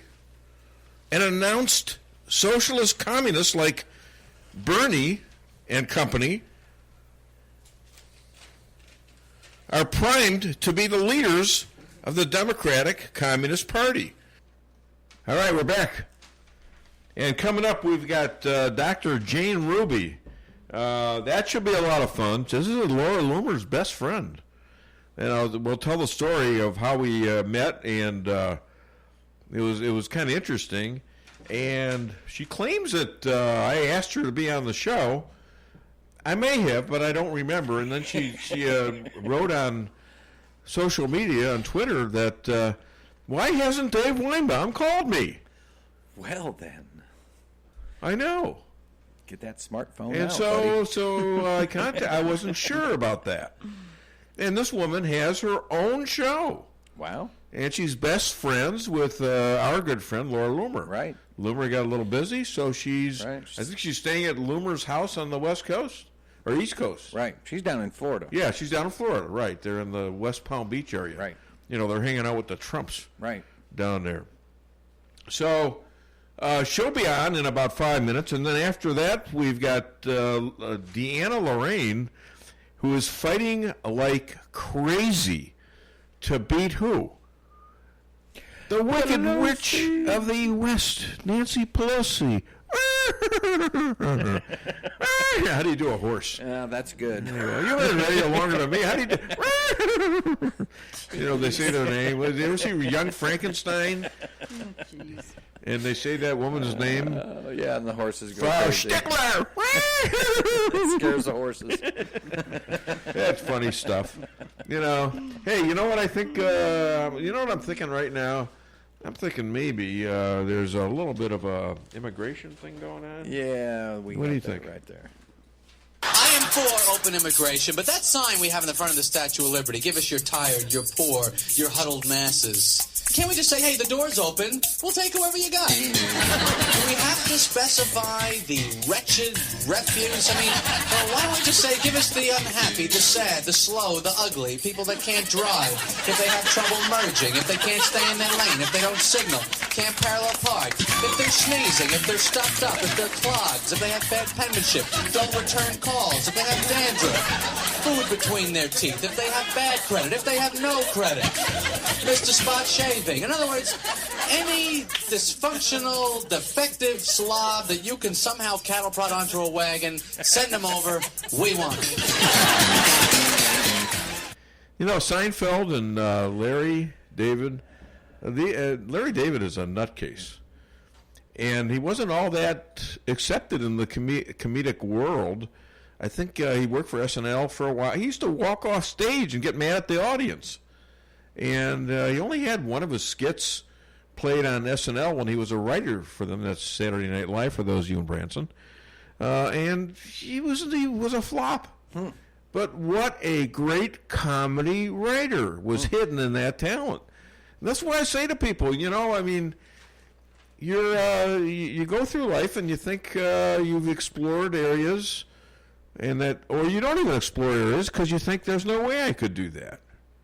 And I've defied that. All right, I've defied that, and I think it's, who knows what I could have done if I had the confidence to do what I'm doing now back when I was in my 20s and 30s. I mean, I went into business, so I guess that was a challenge. Right, that kept you I busy. mean, I had a pretty good offer, so you know, I couldn't put that down. But still, at a certain point in your life, you think, well, is this it?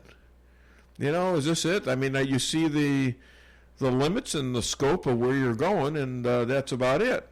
And you wonder, right? What if I tried this? What if I tried to write? What if I tried to do stand-up comedy? You know, what if I tried to do radio? Could I do that? I mean, I had no idea what I was getting into, and I'm glad I did it. And you never know the talent you've got. And it's not always evident at your first performances either. It's not, because a lot of times you fall down when you do it at first, and you keep plugging away and you keep trying. I mean, eventually, obviously, I'm not going to be the center of the Boston Celtics. I'm not going to play center. Maybe guard, but then again, I am 71, so that's probably not in the. And most of the guards in the NBA are like 6'3", 6'4".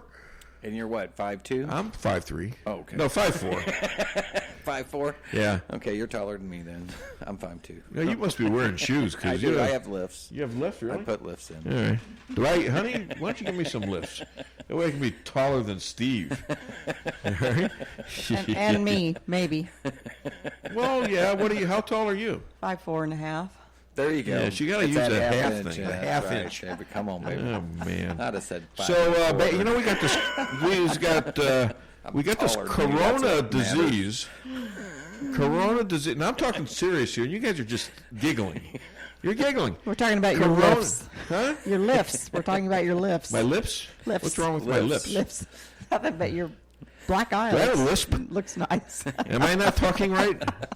You didn't tell him about the black eye. Oh yeah, the black guy. Yeah. So I'm squeezing in nine holes. There's nobody on the course. It's cold. It's desolate. But it wasn't that bad. So I'm hitting. I'm playing pretty good. And this was Wednesday? Come to the 6th hole at Oak Meadow over there, and I hit a ball, in the fairway, and it was reasonable length. So I get out of my cart. It was cart paths only. That's probably her. I'll tell you after, because she's new, and she won't understand if I go blabbing about something else. That's for sure. All right, ladies and gentlemen, you want to play the song for this young lady? Uh-oh.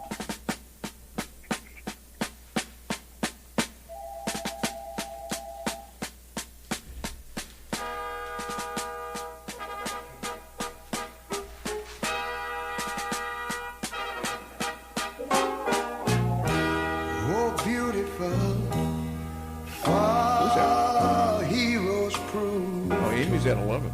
Oh, wait, no, Amy's at 11. In liberating strife. So I was clear on that. Who more than self their country loved, and mercy more than life.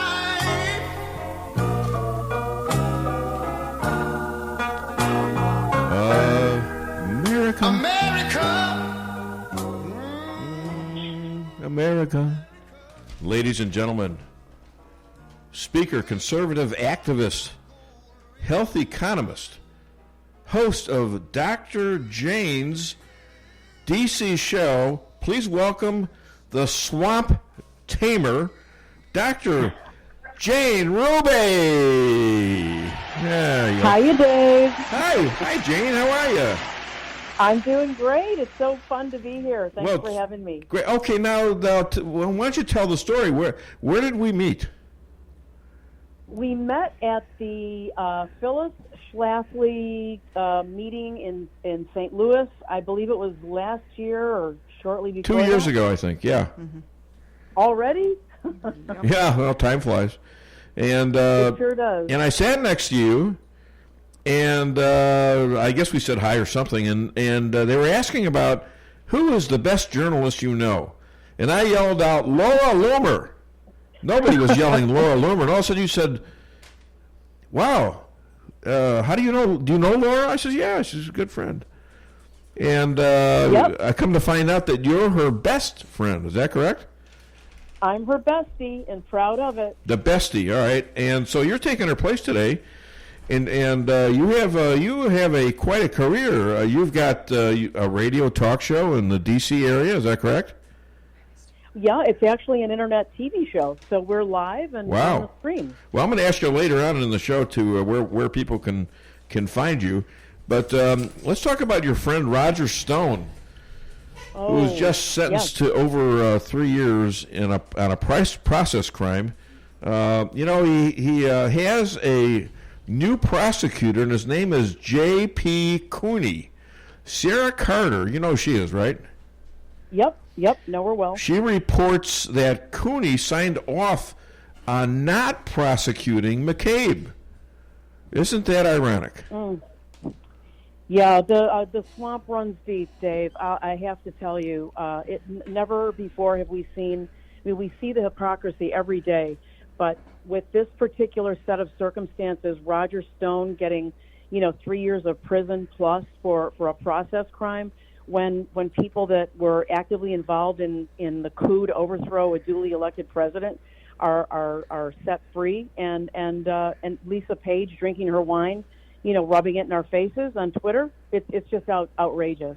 And by the way, to top that off, even though he's out on bail, the judge, Amy Berman Jackson, an Obama appointee, has taken away his First Amendment rights. Roger Stone has been silenced.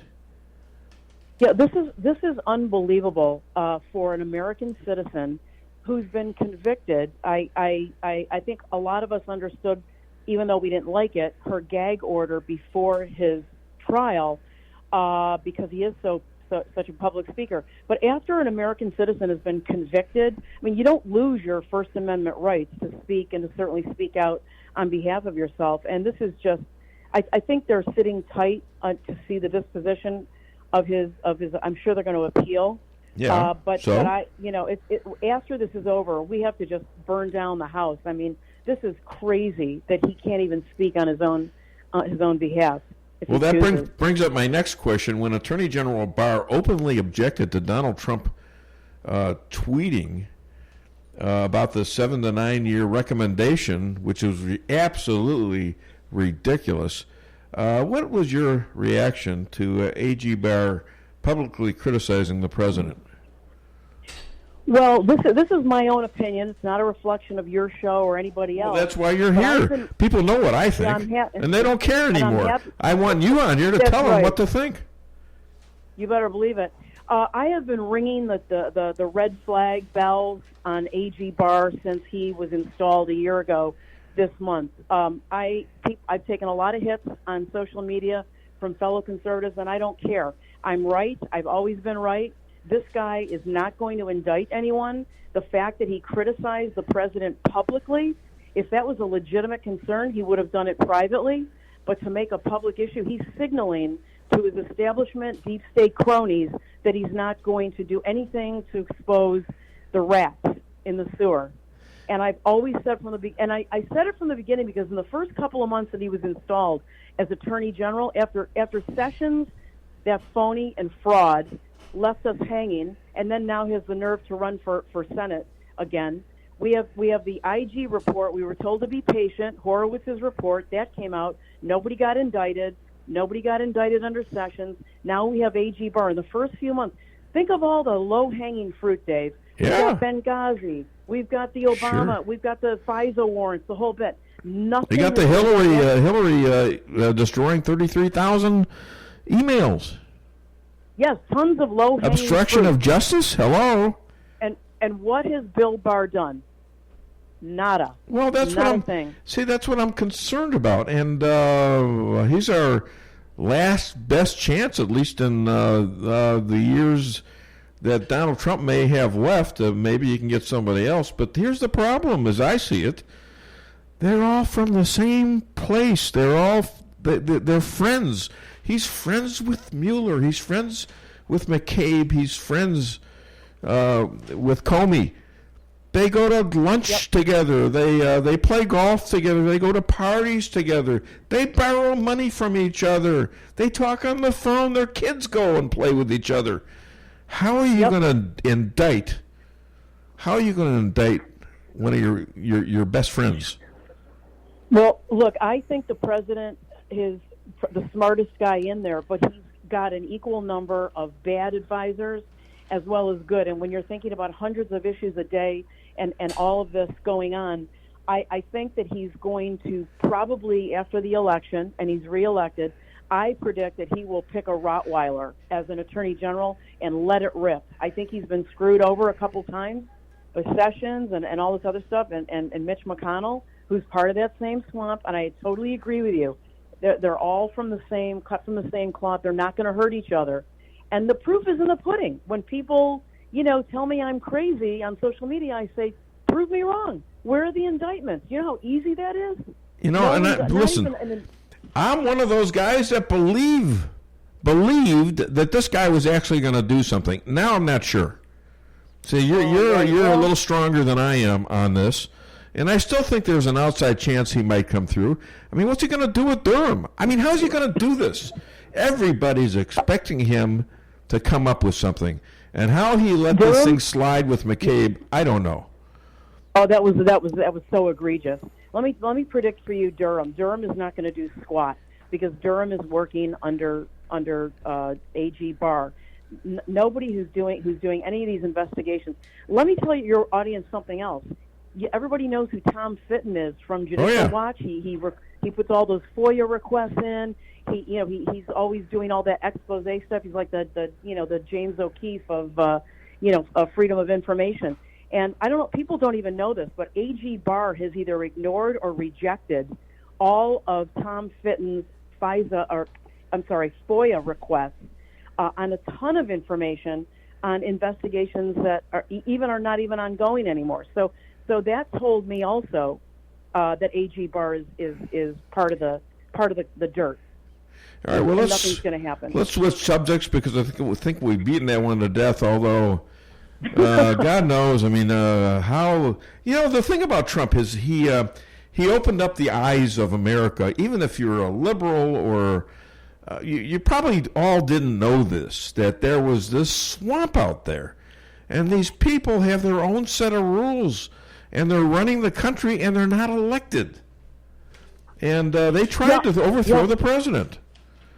Yeah, no doubt about it. Right. I think we got a little clue from Andrew Breitbart back in the mid 2015. Did you know Andrew? He warned us about. Did you know Andrew? I did not know. I knew know him him personally, but I did meet him. I did meet him.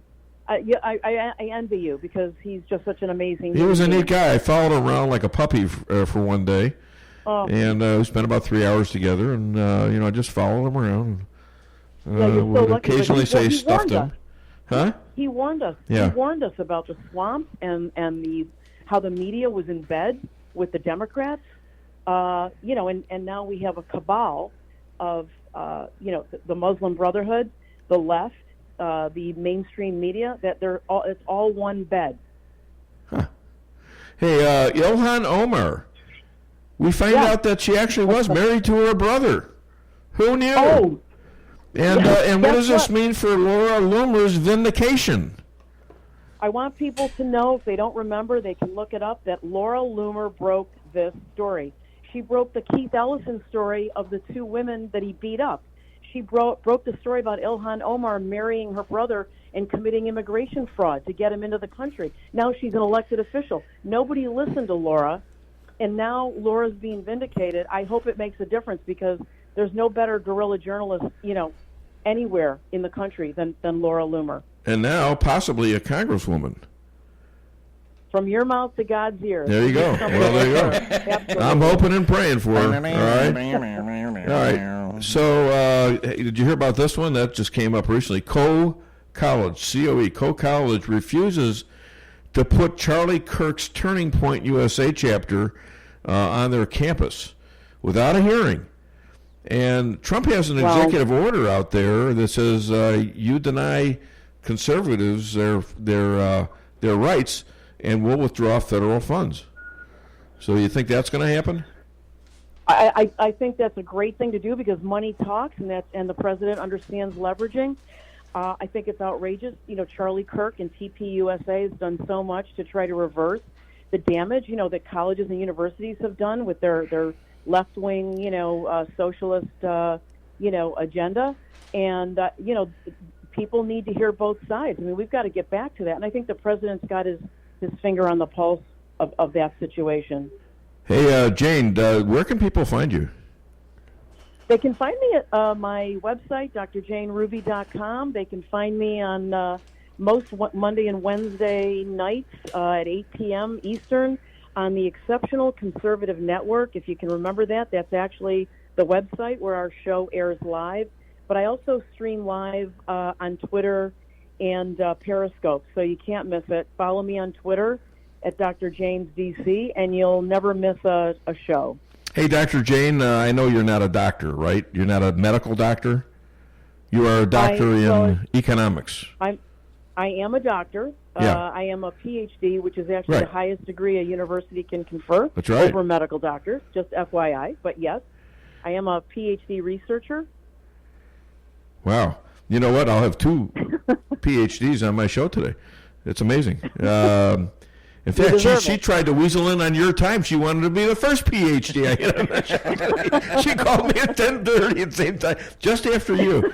She did admit she put it down. She missed it. Well, she's in California. Oh, she's in California. She's in California. All right. Yeah, I was going to ask you this, but you're not really that kind of doctor. I fell on my head like 3 days ago on the golf course. I literally fell on the golf path, which I own a asphalt company that I laid. I can't even sue myself And I was gonna go to the hospital, and you know what? I just remembered the last time I went to the hospital, I took a turn for the nurse.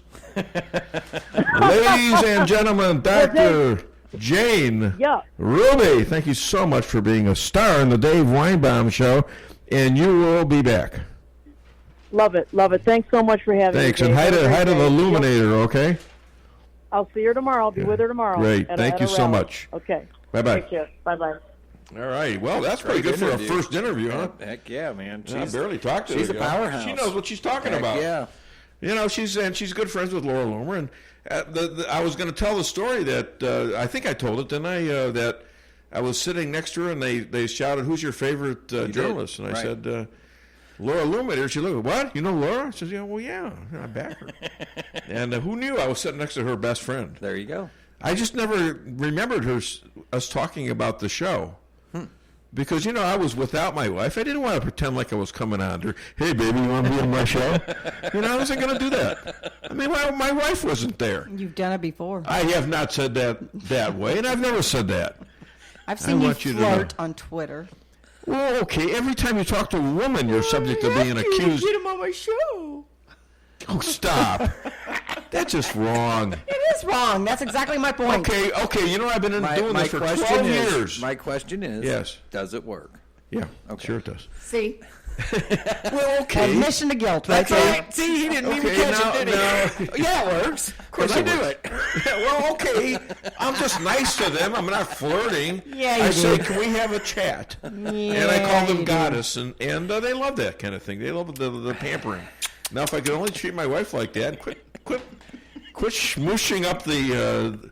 God, wash that microphone, will you? For goodness sakes.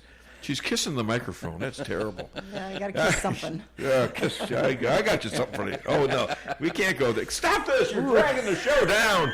We're just getting good here. It's supposed to here. be about politics here now. This is about politics. Try to keep up. And kissing Tookus is, well, that's about politics, isn't it? Pretty much, That's about it for politics. All right, you know what I'm feeling like right now? Maybe I'm feeling a little bit like, you know what? I feel like Weinbaum music. I don't know why I feel that way, but... From Weinbaum Records, it's Dave's Hits of 2017. Listen to the unique singing style of your favorite radio host, Dave Weinbaum, as he belts out songs like... But Snowflake, you know you can't take it. You've got that hateful feeling... Whoa, that hateful feeling. Or how about this? As you wish me hell to everyone you could tell that you'd been spying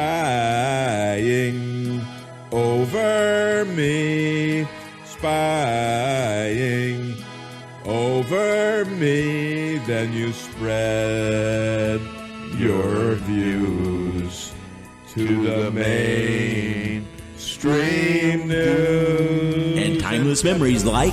You don't know me. I'm in the federal witness plan. You don't know me. I might be in Afghanistan. Dave's Hits of 2017 is not sold in any stores. And if you act fast, you can get Dave's favorite insults absolutely free with your order. You listen up. Kiss my tuchus. Putz, I hear you tried to donate your brain to science, but they're only taking used ones. I don't take the broom out of your hands when you're trying to do your job. I hear you're 1 foot short of a yard sale. There was a lot of testosterone in my marriage. Too bad none of it was mine. I married a trophy wife, but I couldn't afford to mount her. I had 2 feet of snow on my car, so my wife offered me her broom. I said, thanks, but you're going to have to teach me how to fly it first. Got any complaints? Go to hell and wait. The perfect way to close out the year. Dave's Hits of 2017. That's all, folks. Aha! Man, you cut it off. That's my favorite part. I gave you the applause. What do you know about funny, you bastard? I see. That's what that was. All right. Okay, I cut That's it my off. fishing part. Okay, no problem. No problem. Now you're gonna play rock and roll. All right, we're ready. We're back on the show, and well, who do we? I don't know who this is, JL. But what's your name and where you're calling from? Hey, you got me, buddy. JL. Oh, hell, what a guess! No, I lied. Steve told me. You're kidding. Then I was thinking it was you when the phone rang, because you call about this time in the show, don't you? Typically. Well, that's because you chewed me out a couple of months ago. Why don't you call at the same time? Why don't you call at the same time? Well, no, you always call me a minute before an interview. It's like, what? You don't know I do interviews? And I couldn't talk to you. Interviews? Oh, gee. I'll be darned. That's interesting. I'm never going to interview you. I'm going to listen to you on the phone, though. What do you got for me today? Good. What have I got for you today? Hey, that farmer thing, I got to tell you, Dave, I was raised on a farm. I really was, over in southern Illinois, 60 miles north of St. Louis off the interstate. That Bloomberg is such a blooming idiot without these farmers. And that other guy that was on before, he was very good, that was talking about the farm. Yeah. You know, he was. He hit the nail on the head with all the chemistry. And I have one comment about that. These people out there with this organic stuff. Yeah. Now that is a Bloomberg thing. You put a piece of corn in the ground, don't just water it, don't do nothing to the soil, leave it alone. You have any idea how much cheaper that is than actually fertilizing, using the insecticides and everything else? It's a lot cheaper to be organic than it is to be a real farmer. Oh, okay. Well, in a way, that's kind of encouraging that Bloomberg is showing so much ignorance in that, if you wonder if you can do something and make a lot of money, it's probably a lot easier when you see an idiot who's a billionaire, a multi-billionaire. He doesn't even know anything about farming, and he thinks he does. I mean, isn't that like well, if this idiot can talk like that, I could probably do what he's doing. Wrong? Well, yes. No. But you're not I want to live to be 200 so I could try all this stuff. I don't think it's going to happen now. Keep telling yourself that, Dave. Well, you kind of do. I says we're all running out of time, Steve, and I'm running out of time a lot sooner than you. Now, I just had a birthday Monday, so Oh, really? I'm a year older. Did you get my flowers? I did. Thank you. You liar, because I never sent you anything. You didn't? Well, then who did? Well, it wasn't me. It wasn't my wife either. Well, there you go. I don't know, honey. Anyway, he asked me to carry his bags. Go ahead, JL. I mean, we'll try to squeeze you in here somewhere. No, you guys are good. I enjoy your show. You know that. But anyway, thank you, Dave. I'm sorry about your accident, but remember me telling you about the thing the other day? There's always something good that goes on when something bad happens. What went on? Well, when you fell, at least you were using your head. Yeah, that's for sure.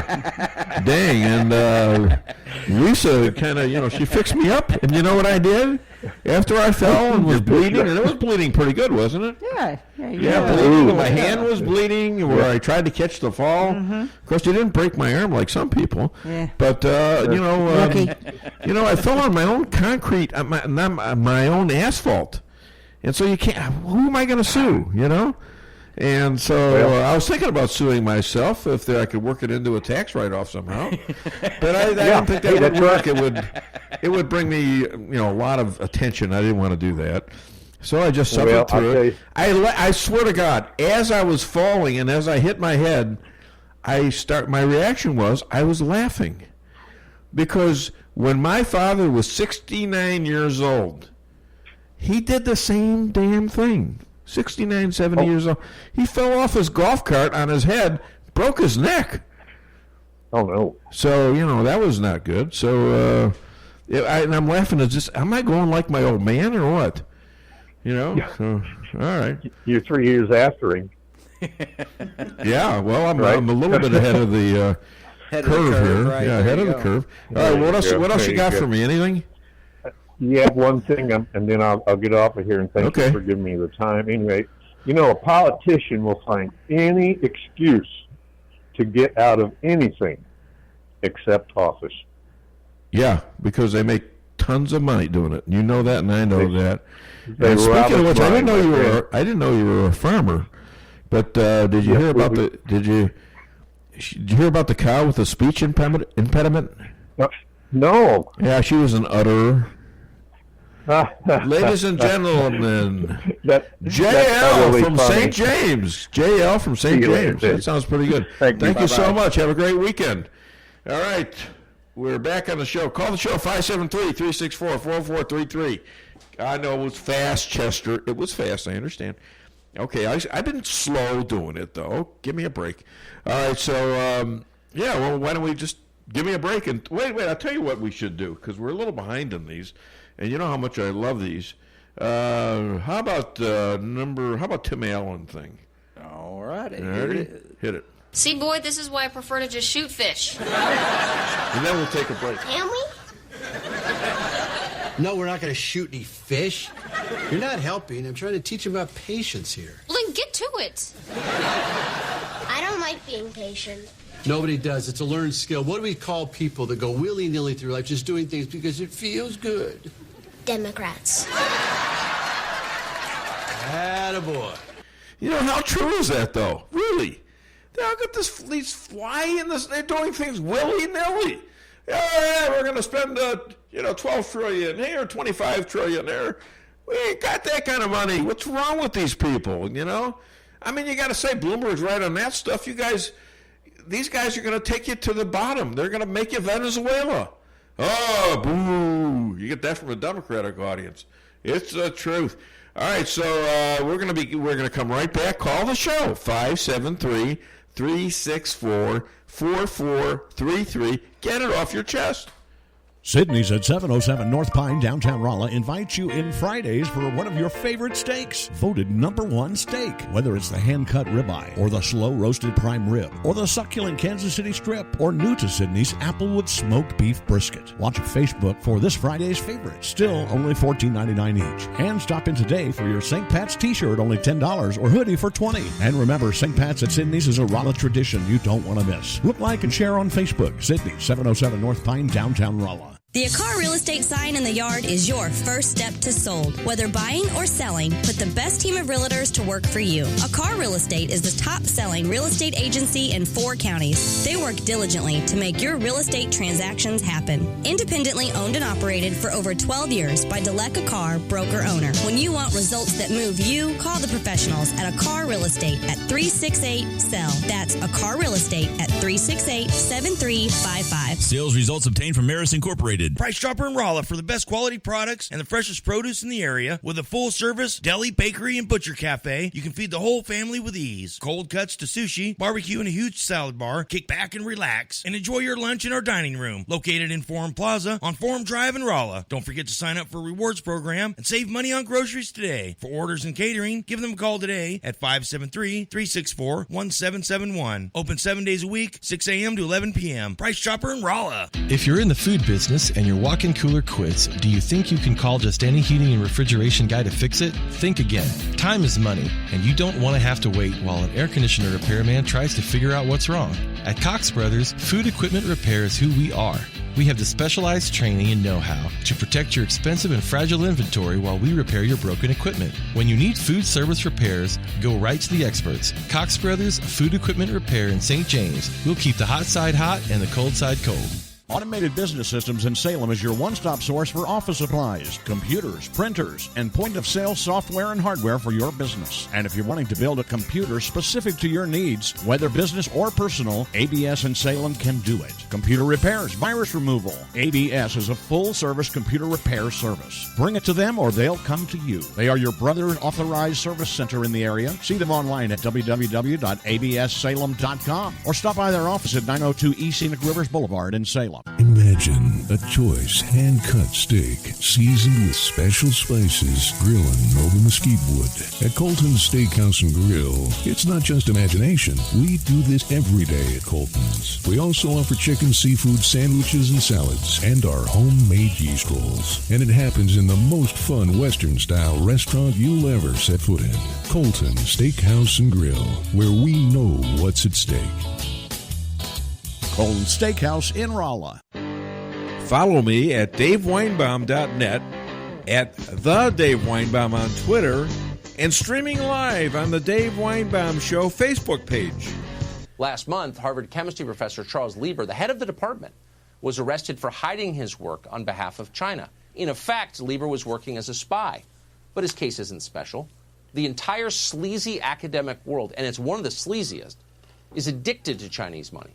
Harvard and Yale both stand accused of hiding hundreds of millions in donations from payments from foreign countries.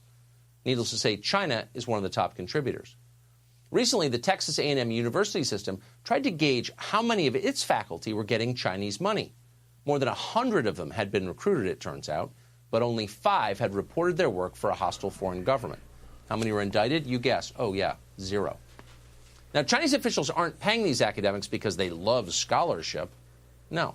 America's universities are key centers of scientific research and technical innovation. China would like to steal that information, and they are.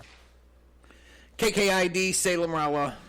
All right, back on the show, and we're going to play a little song for DeAnna Lorraine. Sometimes she's a couple minutes late, but that's all right because she's running against who? Nancy Pelosi, for goodness sake. All the things were gone that worked for all my life, and I had to start again with just my children and my wife. I thank my lucky stars to be living here today, 'cause the flag still stands for freedom, and they can't take that away. And I'm proud to be an American, where at least I know I'm free. And I won't forget the men who died, who gave that right to me. And I gladly stand up next to you and defend her still today. 'Cause there ain't no doubt I love this land. God bless the USA.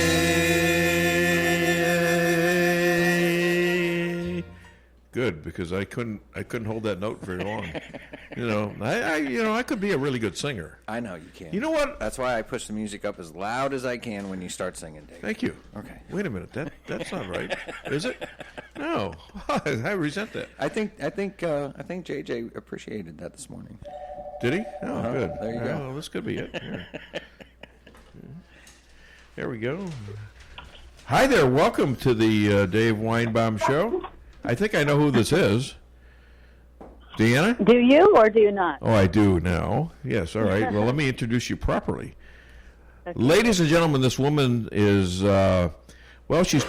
she's a patriot, a hard-working conservative. She's an author, writer, stars of TV and radio, including the Dave Weinbaum Show, blogs, and she's running against the Wicked Witch of the West in the 12th District of California, Nancy Pelosi. Please welcome DeAnna Lorraine. There you go. All righty. So how you doing, girl? Good. How are you guys? I'm good, thanks. Appreciate it. Hey, how's the reaction to the second run of the Pelosi for Prison flying banner over San Francisco? You know what? It's funny because there's a lot of enthusiasm here. I've gotten 99% of positive comments, and the most overwhelming comment I hear is, thank God someone has the cojones to do this, to be bold about conservative ideas and be bold about calling nonsense out, like the hypocritical, disgraceful, disrespectful Nancy Pelosi. Thank God, because no one in San Francisco. Yeah, they said no one in San Francisco is bold enough. Everyone is so PC. They're in the closet. The conservatives are even acting more like liberals because they're so afraid to offend people. But this was a breath of fresh air. That was another comment I keep hearing. It's a breath of fresh air. They look up in the sky. They see Pelosi for prison, and at the very least, a lot of people laugh at it. They think it's funny. But most people, at the same time, they think it's needed and it's wanted. It's serious. So I'm getting a fantastic response, and they just want me to fly it again and again. I'm like, I'll fly it every day if I need to. You know, but between you and Laura Loomer and the other women that I have in the show, you have so much guts doing what you're doing, because there's a lot of haters out there too, and you see them every day, I'm sure, and you face up to them. And listen, I am very, very proud of what you are doing. Thank you. And I feel like it's go big or go home. Go big or go home. Yeah, I like that. I like that. And I was going to end the interview with this, but I want to just say this to you. Victories often occur when you see no way to succeed, but refuse to give up anyway. And I don't even think that's going to come in, because I think you got a real good chance here. So thank you. Yeah, I really believe that. It's also that I put myself in a position where I had no idea. I could never predict what was going to happen this year when I decided to run for Congress against Nancy Pelosi. Sure. And, I'd never know that she was going to become such a villain and such a disgraceful person and do so many things that would just disrespect and spit on the faces of Americans. But now that I'm in this position, I feel it's a responsibility. It's a duty to be a channel for people's anger and passion. Because people all over are messaging me, saying, DeAnna, do something. I am so angry about her. I'm so angry that she's doing this. Do something. So I feel like it's my moral obligation to do something big and bold and keep attacking her and calling her out in these big and bold ways, because it actually makes the people feel satisfied. It makes them feel like they have a voice, and I'm speaking for them. I'm doing the calling out and exposing of Nancy Pelosi for them. How many Democrats are you tapping into that are saying, "Whoa, I can't put up with this anymore"? There are a lot of moderate Democrats. Don't write them all off. And that's why I'm, lately I've been more softer around, constantly saying, well, Democrats do this and the right is this way. I'm trying not to be as right or left, because there are a lot of Democrats that are moderate that are coming into the fold, and I want to welcome them. I want to welcome them with warm, open arms. Be their teacher and their leader, and not their critics. Yeah. Just lead them to the right way. I just talked to someone yesterday that said, I have registered for Republican for the first time yesterday. How about that? Right on. Yep, and they said that, they were like a Bernie bro before, or they were, Clinton. I'm with her. And now for the first time, they're Republican. So we want to welcome those people into the fold. Now, besides my backing, which is really a big deal, not so much. Yes, you are. You have Charlie Kirk now. You have Charlie Kirk on your side. He's big. He's huge. He's on Fox all the time. And so what other famous people besides this famous talk show host do you have?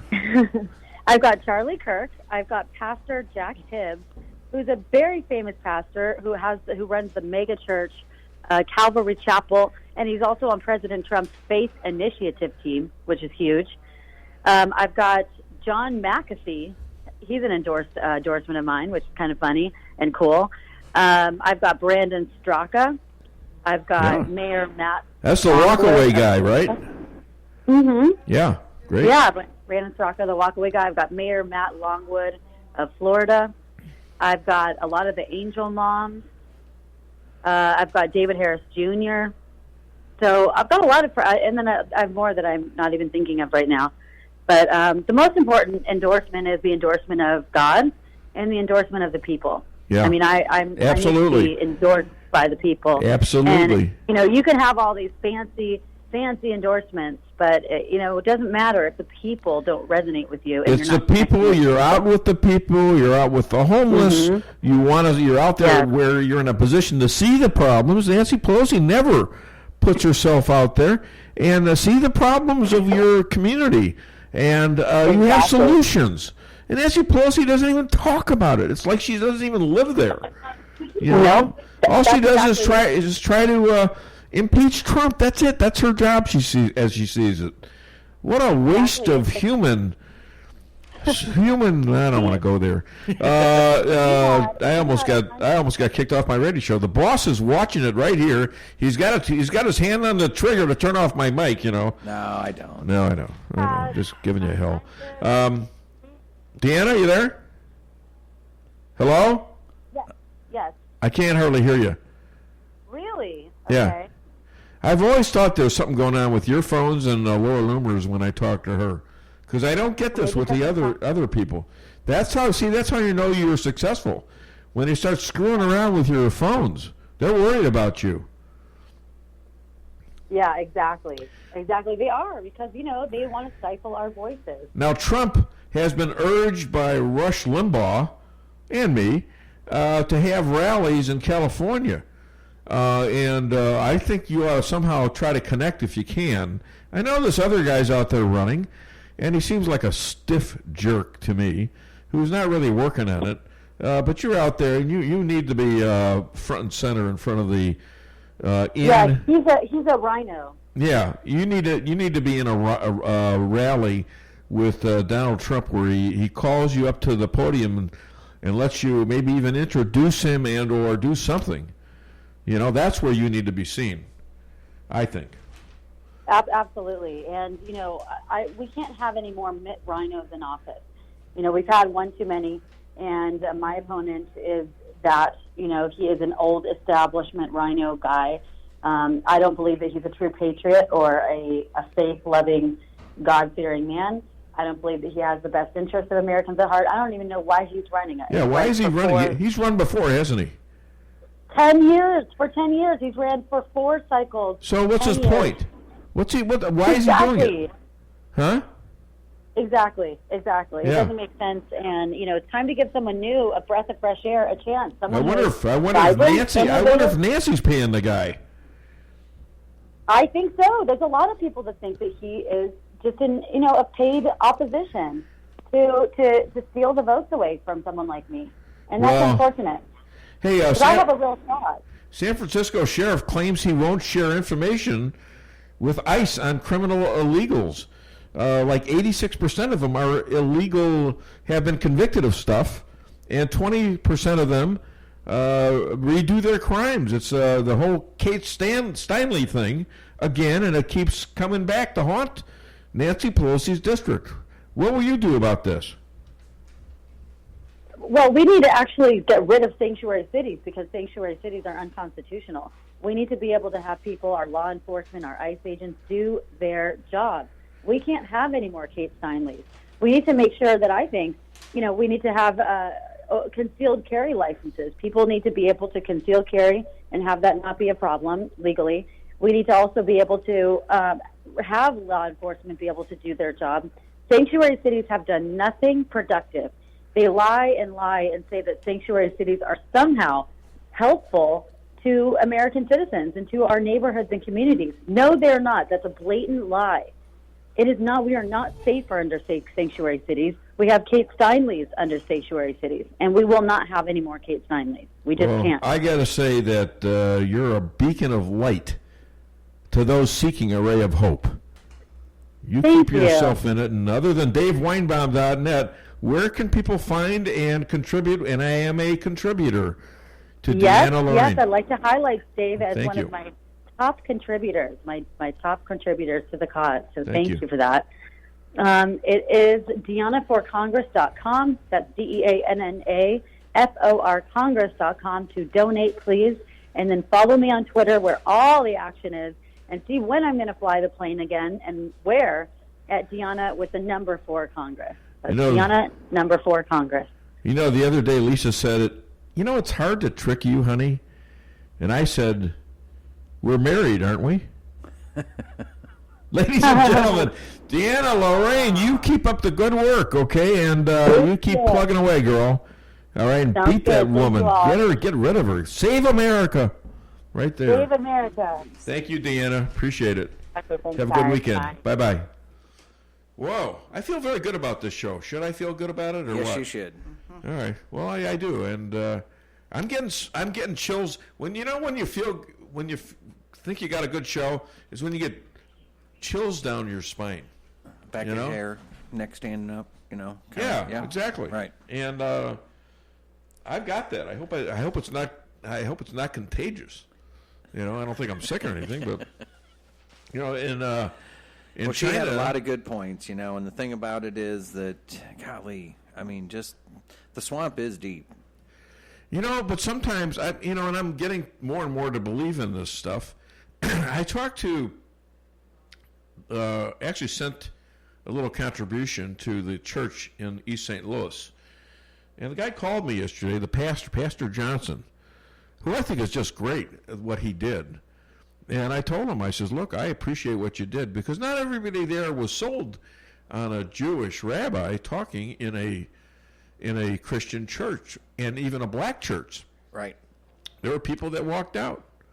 And Reverend Jackson actually took the trip to Israel and got the tour from the rabbi, and then invited him to his church. And he not only let the rabbi speak, but he let him run the whole sermon. I mean, it was just amazing what happened. I mean, I wish we had a tape of that. Right. Because black church rabbi, when does this ever happen? When has this ever happened? It is groundbreaking, ice-breaking, glacier-exploding news. Well, if we can all just get together and have a true concern about our country, that's what it's about. Well, about our country, about our religions. We don't have to kill each other. I mean, Right. The Christian religion, and really, if you get the jihad out of Islam, where they think they have to kill everybody that don't agree with them, we can do that too. You know, the Muslims weren't always enemies of the Jews. The Muslims oftentimes would save the Jews in the Mid-Ages. From who? The Christians. And now it's reversed. And the Christians are aligned with us, but I think there's a way to get Israel, Netanyahu, they are aligning with more and more Muslim countries. Isn't that amazing in this day and age, huh? Right. All right, you know what I'm feeling right now? I'm feeling like, maybe, let's see. How about, did I have a Patience or did I have a Hillary? We did both those. Oh, we did both those. Okay. How about, what did I do there? Are you entertained? Yeah, Would you exactly. like that one? I like that one. All right. That's what we're going to do, Dave. Let's do that. Okay. Are you not entertained? Are you not entertained? Is this not why you are here?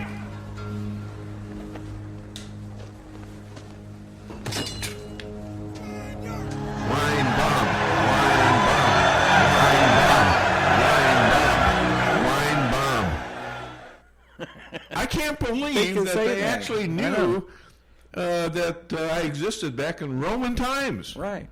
This was back, it was back about 100 A.D. as best I could track it. And, it was at like the height of the Roman Empire. And you found your Weinbaum name in the scrolls of that time period? Apparently I was either a gladiator or I was a manager of a gladiator, and I made all the money, and I sent him out to be killed, and then I got another one, and another one, and another one. Kind of a way to make money is that? I was a hero to the people. Come on. I was a hero. They said Weinbaum, and they all wanted to be sponsored to get killed. So I don't know. It's terrible. I feel bad about it. That was my cousin. That was my cousin Ezekiel Weinbaum. That was way back when.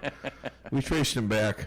Anyways, we're going to take a. Let's see. Do we have any more extras to do? Yes, we do have a little bit few here. How about number? Listen, are we in the last half hour? No, we're not. What am I doing? 18, yeah. Okay. How about the number 16? Number 16. Yeah. Okay. Let me see. Why do I do that? What's the name of number 16? Well, the name of number 16 is Trump supporter laughing. Okay. There we go. I don't want to give it away. Wow. Totally. Remarks to all of the Trump haters, all of the Hillary Clinton supporters, all of the people that said that my Trump was going to lose. So I say to you this morning, the day after the election,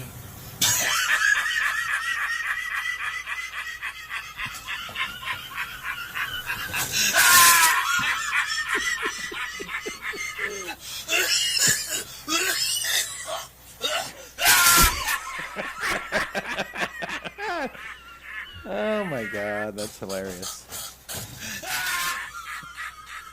You know, get the laughing, you coughing. I don't care. Choking. Yeah, so he goes choking on it. You know what? I mean, I don't care. This is. I don't care how tough it gets. You gotta laugh still. You gotta have that sense of humor. You do. I mean, even the Jews who in the death camps, they were funny. They joked with each other. What else can you do? I mean, you got to fight back, but you got to have some levity somewhere. You know, you have to have. That's humanity, I think.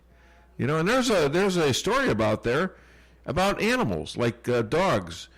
Do they actually show love to humans? And they say that yes, they do. They actually love us. You know, they actually look into their eyes, and when they look into your eyes, they can tell that something's going on with them, that they love you, not just because you feed them. You know, I wish women, would maybe never mind. My wife is not sitting in the she's not sitting in the studio right now, so I can talk. So you're safe. What the hell? All right, let's do a break. Call the show 573-364-4433. Get it off your chest. Make the whole family happy by bringing home Lee's famous recipe chicken. Choose from one of our many different specials, like the 16-piece classic or breast strip family meal, to the 8 different daily lunch specials. Call today for your next catering at 573-364-9330 or visit us on the web at leesrolla.com or just stop by Lee's famous recipe chicken in Rolla at 1902 North Bishop Avenue. Reality check number 44. You can spend money everywhere. Why can't you bank everywhere? At Town & Country Bank, we have a solution for that. Town & Country may be a hometown bank, but our banking is state-of-the-art. We have dozens of ATMs across the area. Plus, you can bank anytime, anywhere, online or on your phone. You can even deposit checks from your phone. Pretty cool, huh? Town & Country Bank. Smart, friendly solutions. Member FDIC. Does your trip to the dentist office sound like this? If so, it's time to come see the friendly staff at Forum Dental, where they make dentistry simple and fun. Forum Dental is committed to patient satisfaction and high-quality dental care. So come to Forum Dental, where they do it all, from teeth cleaning and whitening to bridges and crowns and so much more. At Forum Dental, they make every dental experience a pleasant one. Forum Dental, working together to be better. Visit their website at forumdental.com. Owning a business can be tough, and knowing what insurance you need can be confusing. Help is here with the Daniel & Henry Company. Daniel & Henry Company is an independent insurance broker providing a full range of risk management and insurance products and services for clients locally, nationally, and internationally. They find cost-effective solutions for your business and personal needs, from work comp, general liability, property and auto, and all points in between. Protecting your business is their business. Call Richard Boyette at the Daniel & Henry Company today, 314-444-5011. Need to create a unique gift for your sweetheart?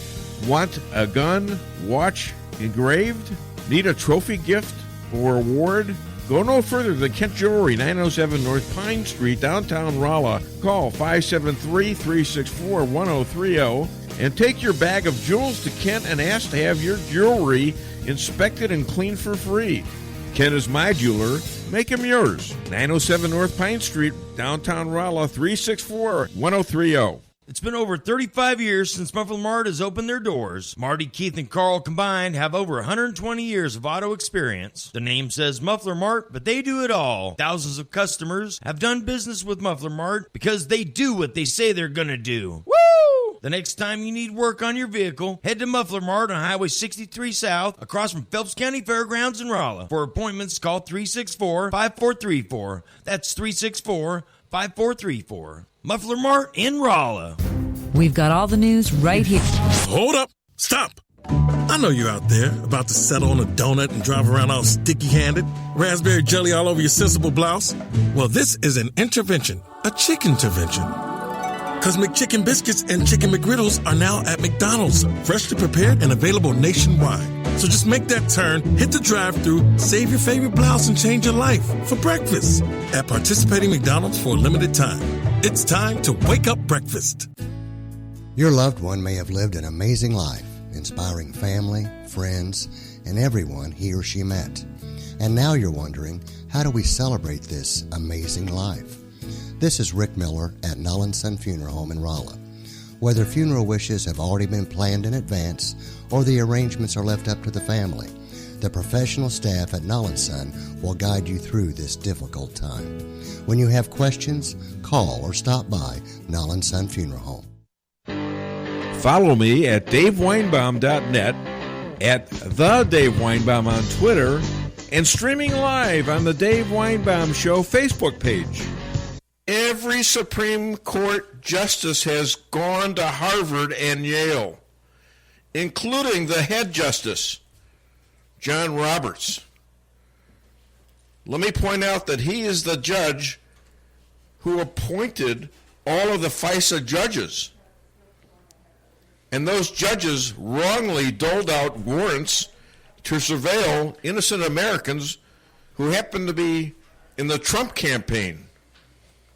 That would be Carter Page and George Papadopoulos.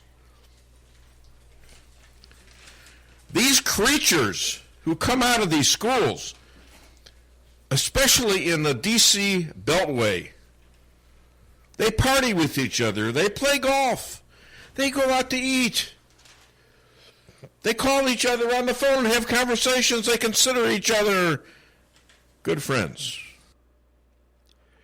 That's right. Good friends. And are they going to rat each other out? You know, I mean, Dr. Jane was pretty strong on that. And, you know, I'm wavering back and forth. I mean, they put themselves out there now. We know they're guilty, so we don't guess they're guilty. They've already confessed. McCabe confessed to lying. Okay, they got Brennan. He didn't confess necessarily, but they got him lying to Congress, to Gowdy. He's already stated that. How do they let these guys go? They can't do this. You know, I hate to say this. There's more reason right now, I believe, to have a revolution than maybe back in the 1700s. And the reason is, well, we were revolting against a government for what? Taxation without representation. I mean, the life wasn't horrible, but they were, you know, they had their boots on the heads of American farmers, when most of them were farmers back then. But what is it now? We've got our Justice Department. Their boots are on us, and if we object, we go to jail. The other side can break the law willingly, and nothing happens. Now, that's got to stop. It's got to stop one way or the other, because now they're turning this country into what it was never intended to be by the founders, a communist country. And these guys appear to be, the guys in the swamp, they appear to be all for it. Do I have a caller? Yes, you do. Oh, sorry about that. Hi there. Welcome to the Dave Weinbaum Show. What's your name? Where are you calling from? This is Chester from north of Doolittle. Oh, Chester, I'm sorry. I don't have any time today. That's okay. No, go ahead. I'm sorry. We'll hit it for a couple minutes. Very quick, a little levity. Yeah. One of the great moments in the debate that could have changed the tide of everything had 6 magic words been said. But Bloomberg unfortunately blew it and never did it, and so he's doomed. Well, what was it? When Elizabeth Warren looked at him and said, "I'd like to talk about who we're running against, a billionaire who calls women fat broads and horse-faced lesbians," and he stood there, and he did not say, "I never called you a lesbian." That would have won him the debate. Well, he's like a... Heads would have exploded. Oh, yeah, and that's what Trump did when they accused him of doing... Shocked. You know, remember when Megyn Kelly told Trump in a debate, and he called her out, he called him out, she called him out on being so nasty to women and stuff like, and he says, only Rosie O'Donnell, exactly. Not the rest of them. Not you, certainly, not anyone else, but just Rosie. He got a big laugh. Exactly. You're right. had Bloomberg had any sense of any kind of humor, but what he showed is that was such a softball. But he's just dead. Yeah, my God. He has no emotion at all. It's like Dukakis.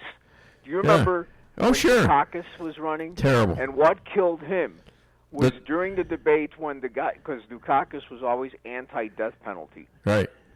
And you can argue whether you want to be for or against the death penalty, but the commentator, the guy leading the debate, asks him the question, says, if your wife, Kitty, had been brutally, horribly murdered by some terrible guy, blah, blah, right. What would you say then? And he just got all analytical about it. Yeah, he pretty much froze. Yeah, it was just completely analytical. It just lost everybody. And that was just like Bloomberg. All right, my friend, listen to me. I got my next caller. Have a good one. I think, and that's probably Dr. Amy. You too. Thanks, Chester. Hi to Martha. Sorry I kept you on without actually talking to you. Hi there. I think I know who this is. Well, ha-ha to you. What is it about women and time zones? I don't understand. And I could never say it because I wrote it down incorrectly. That's all. Well, usually it's my problem, but this time I'm glad you're fessing up here. Anyways, I think we need I think we need a little song here to talk about you. Oh man, I'm looking forward to this. I don't know who sang this, but Busted flat in Baton Rouge, waiting for a train. I was feeling near as faded as my jeans. Bobby thumbed a diesel down just before it rained and rode us all the way to New Orleans. I pulled my harpoon out of my dirty rat bandana. I was playing soccer, Bobby sang the blues, yeah. Windshield wipers slapped in time, holding Bobby's hand in mine. We sang every song the driver knew. Freedom's just another word for nothing left to lose. Nothing, don't mean nothing, honey, if it ain't free. And feeling ladies and gentlemen, easy love, Bad Boss expert, singer. She's singing her own song. Nobody does that. Motivational speaker, best-selling author, and the official shrink to the Dave Weinbaum Show. Excuse me, Dr. Amy Cooper Hakim. There you go. That's some applause there. Always more than Elad for sure. Okay, I have a question here. And I suppose people at every age wonder this. As you get older, do you get braver or more careful? Do you get more reckless, or are you scared more? Do you sort of not take chances anymore? I think it really depends on the individual. Sometimes as we age, we realize that there's no need to be as fearful as we once were, and therefore we're going to move forward and do so with gusto. And other times, recognizing the frailty of life, many slow down or stop or use a little bit of extra care, especially if they've seen something happen to someone, a peer, a loved one. It may cause them to stop and take a little bit of a break. When we think of people who have unfortunate, say a cancer diagnosis, some will be even more careful. Others will go parachuting or skydiving and do things that they may not have ever thought would have been on a bucket list. Well, I think it really just depends. Here's another way of looking at it. The death sentence is going to be a lot shorter at 71 than it is at 20. And I think I don't want to say that you commit capital murder or anything like that, but I didn't know how I would act, and I'm acting some might say stupid, because I'm almost getting into fights, getting very close to getting beat up, because I can't fight anymore. I mean, I could try, but let's face it, I don't got the moves anymore. Well, I would say you should be more careful in that way. You don't want to get yourself hurt. Yeah. But standing up for yourself or, sharing an opinion that you might have otherwise not been comfortable sharing or, stepping out of your comfort zone a bit can be something that's very healthy and a great practice, especially as we age. We realize there's no reason to be as guarded because, something perhaps wouldn't be as bad as we might have envisioned. Well, I'm not getting political here, so don't worry, but I am going to mention a politician. Watching a special on George Washington, it seems that if George Washington wasn't the man in charge at that time, then the USA wouldn't have beaten Britain and would not have existed. How important is it not to give up for a cause that's all but lost? I mean, grit and resilience are both two topics that we've talked about so much on this show. I think that it's incredibly important to stay true to your beliefs and to push forward and recognize that even if it looks like failure is ahead, eventually, if you keep on pressing, you could turn the corner. You could come and have that success. And so believing in a cause and having others who believe in it too, I think that's critical. Now, sometimes parents need help in teaching their children how to be good students because, a lot of parents, they never learned it. They never learned. I mean, there's a process you have in anything you do, Mm-hmm. and there's a process. I never knew what to do. I was just told I was stupid, and I just, I didn't know what to do about it, okay? And the teachers confirmed that. And so I said, well, okay, but I thought, okay, well, I have it on pretty good information. Parents and teachers say you're stupid. Why try? Just do sports, and just get by on the other stuff. And that's wrong. I could have been a pretty good student. I could have been a contender. Seriously, it's a self-fulfilling prophecy, right? So if we think something about ourselves and we're not able to hope or envision ourselves in a positive way, say being successful in school, then we may think we'll never be successful. That's something that I'm working on with our oldest kid, Michael. He's 15 and he's in high school, and he sometimes will go through the day without reaching out at all. Sometimes if he's having a bad moment, I may receive a slew of text messages, and I'm thinking, why is this child not in class? How is he able to text me? But the other day he had a math test, and he had studied, pretty hard for it, and felt confident going in, and left the test and was devastated, so upset that he didn't do well. And he hadn't even received a grade yet, and he was so degrading, the way he was literally discussing how horrible he was and how he was going to be such a failure and he was never going to pass this class and da-da-da-da. I mean, I couldn't believe he could text so quickly and totally cut himself down as quickly as he did. And I said, Michael, stop. Believe that you can. Believe that, see the test first. See what you get right, and then see where you perhaps have made a mistake so that next time you can do something better. And he said, positive talk doesn't always work. And I said, oh, no, don't say that to me. That's totally who I am, all about positivity. And I will tell you that he did take a deep breath. I said, think about one thing you are proud of on that test. He said, well, I'm proud that I studied, and I'm proud that I went to sleep and got, a good night's rest and went in with a clear head. Yeah, and sometimes you're going to lose. And sometimes you're going to lose it. Sometimes you're not going to get it. Exactly, and that's okay. Because and then I said, when you get your test back, look and see where you made the mistake. Was it careless? Is it that you didn't understand a concept? And then you learn and build from there. Well, all of his negative self-talk, all of this hype ended up being for naught because he got back the test and he got an 88, which is a great score. That's not bad. That's a great score. The teacher gave another day of testing because the students were all just totally surprised and shocked by the hard questions that they had. He's in a really hard math class. And so then she gave him word problems. And I get a text message today from this same child who was so sad just yesterday. Guess what?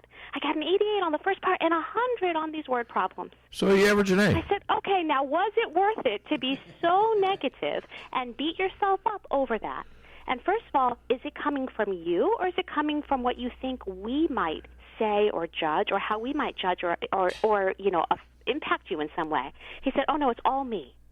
I said, well, then that's something that you shift, because we teach our kids that as long as they do their best, not goof off and not study and then take a test and not do well. But if they study and they don't do well, that's okay, because then you use it as a learning opportunity. And I think too much of the time, society and parenting and the messages that we hear are so negative. If you're not perfect, then. And in fact, perfection is not what any of us should strive for. I always tell our kids that the only thing perfect is God. We are not. Period. Well, you can strive for perfection, but you're probably not going to get it. I mean, if you get a hole in one, if you get a hole in one, that's perfection. Were you trying to get a hole in one? Sure. Are you going to be distraught if you're 5 feet short or 5 feet long? No. But you can strive to make a hole in one and hope to get it. And sometimes you do. 100%. And we should hope for that. But you can't expect to always get a hole in one. By the way, I want to point this out to you. It was interesting that you called before when you did, and that my 10:30 caller had just called seconds before you, and she wanted to point out that she was a PhD. So I want you to know it was like 2 PhDs battling over this dumb radio host right here. And it was kind of funny. Wasn't it, Steve? It was kind of funny. I didn't quite know what to say to you, Amy, except I got another caller on the line. That is so funny. I actually... You never do this. I never call early. I call a minute early, but not an hour. You're the only person I don't have to remind. Ah, that is sweet. No, but I actually, because we live in Eastern time zone, I wrote down on my calendar 11:30 Eastern instead of 12:30. So. All right, now one more question. Can you share love with dogs? Do you have pets? We do have pets. Okay, so the answer I'm not thinking about... Oh, come on. I mean really. I mean love. You look in their eyes and they look at you back. Is that love from them? I actually really don't know. I think that... I think there's a study out now that says yes, it is. Animals have a different level of emotion. But as we, I mean, my kids will say for sure yes. And I think that like a dog specifically, is very happy when you come home and thrilled to see you, but I'm not sure you would qualify it as love. It might just be excitement. They did a test on a dog getting let out of a kennel, and instead of going to the food he wanted or she wanted, it went to the owner first and gave him love before it went to the food, the thing it really wanted. So they did a bunch of tests like that. Oh, that's really interesting. So so you might look that up because that could be another way of helping the workplace. We could scatter dogs out in the workplace and make those bosses nicer. Who you're always railing against. Anything we could try, right? There you go. You always get help. One way or another, either you're giving me help or I'm giving you help, Dr. Amy, if you haven't noticed it. Love it. Dr. Amy, other than DaveWeinbaum.net, where can people find you? So my website is cooperstrategicgroup.com or amycooperhakim.com. My book, Working with Difficult People, is sold anywhere books are sold. It's also in audio and ebook format. And I am on LinkedIn, Twitter, Instagram, Facebook, and YouTube at Amy Cooper Hakim. Lisa's a very busy woman. She's, trying to get a house built and all that. And it's hard to see her sometimes. But when I do, I always have the time of my wife. That was a little corny, wasn't it? I like corny. A little. She likes corny. That's why I saved this for you. I didn't think anyone else would laugh. That's a lot. All right, thank you so much for being such a good audience. I mean, such a great guest. I do appreciate that. That's a whole cornfield. Hi to the lesser of your marriage, Elot out there, and thank you so much for being a star again on the Dave Weinbaum Show. I think we're helping a lot of people out there. Well, you're helping me anyways. So the others are getting help, fine, but I'm getting help. Steve, you feel any help there? I'm feeling good. All right, well, Thank good. you. All right, good. We didn't say where it came from, notice. All right, Dr. Amy, Shabbat Shalom. You have a great weekend. Shabbat Hi to Shalom. Elad and the Take kids. care. Thank you so You got much. it. Take care. All right, Bye. ladies and gentlemen, call the show, 573-364-4433. We're going to, let's take a break right now and come back, and I'll have extras, and I'll have, this was the last break, right? Right. This is good timing. Great Good job, Mr. Director. Good job. I mean, we're right there. Call the show, 573-364-4433. Get it off your chest. The Akar Real Estate sign in the yard is your first step to sold. Whether buying or selling, put the best team of realtors to work for you. Akar Real Estate is the top-selling real estate agency in 4 counties. They work diligently to make your real estate transactions happen. Independently owned and operated for over 12 years by Delek Akar, broker-owner. When you want results that move you, call the professionals at Akar Real Estate at 368-SELL. That's Akar Real Estate at 368-7355. Sales results obtained from Maris Incorporated. Welcome to the greatest rock and roll show on earth. Tonight's feature is Melrose Asphalt and Quarry, featuring their greatest hits, guaranteed low prices, guaranteed work, and their #1 hit, locally owned and operated. So call and get your tickets to the greatest rock and roll show on earth. Melrose Asphalt and Quarry, 364-9101. That's 364-9101. Melrose Asphalt is a local business and non-natural rock band. Every business needs just the right sign to get people into your business. Missouri Neon Outdoor is here to help. Missouri Neon Outdoor has been family-owned and serving the Ozarks for 80 years. Outdoor advertising remains one of the most cost-effective ways for businesses to build awareness and drive customers to their door. And they offer billboard coverage in over 25 counties in southwest Missouri. Missouri Neon Outdoor has an expert creative staff that can design a great look for you. Call today for available locations in your area. 1-800-788-1778. Owning a business can be tough, and knowing what insurance you need can be confusing. Help is here with the Daniel & Henry Company. Daniel & Henry Company is an independent insurance broker providing a full range of risk management and insurance products and services for clients locally, nationally, and internationally. They find cost-effective solutions for your business and personal needs, from work comp, general liability, property and auto, and all points in between. Protecting your business is their business. Call Richard Boyette at the Daniel & Henry Company today, 314-444-5011. Automated Business Systems in Salem is your one-stop source for office supplies, computers, printers, and point-of-sale software and hardware for your business. And if you're wanting to build a computer specific to your needs, whether business or personal, ABS in Salem can do it. Computer repairs, virus removal. ABS is a full-service computer repair service. Bring it to them or they'll come to you. They are your brother authorized service center in the area. See them online at www.abssalem.com or stop by their office at 902 East Scenic Rivers Boulevard in Salem. Warning, this is Microsoft. Your computer has been hacked, and you need to call the number displayed immediately. Warning, do not call that number. This is a scam. Call A1 Tech of Rolla, LLC at 573-458-9175. If you have given these people access to your computer, or worse, your money, your computer is now compromised. A1 Tech is available both mobile and on-site to take care of all your tech needs, and was recently voted the best computer repair service in Phelps County. Call 573-458-9175. Follow me at DaveWeinbaum.net, at The Dave Weinbaum on Twitter, and streaming live on the Dave Weinbaum Show Facebook page. There's so many people in the country that are up in arms now that Andrew McCabe, there was no follow through on prosecuting him. We know he lied. He perjured himself under oath 3 times. He was actually interviewed 4 times. 3 of those times it was under oath.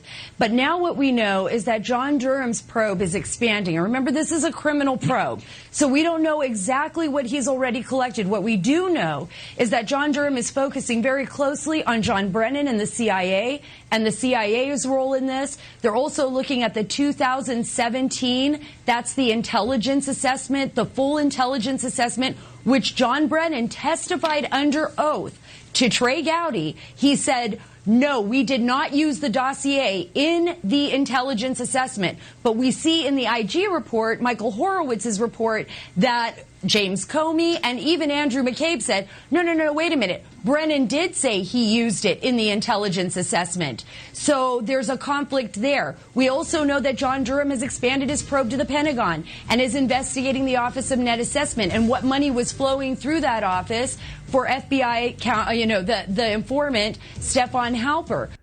I don't know how they weasel out of this. How do they weasel out of not pressing charges? Everybody knows they're guilty.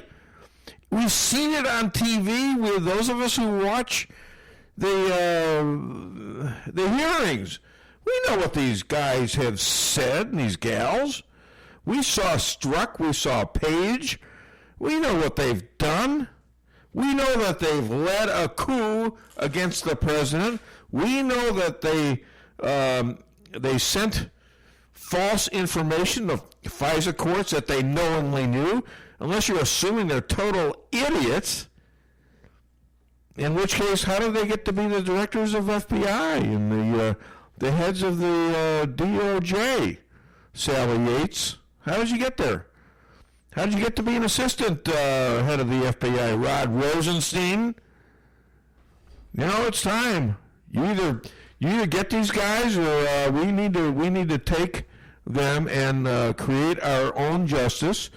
No justice, no peace. Right, Steve? Right. All right. Why don't you give us a little bit of, a little bit more of Seinfeld? What do you think?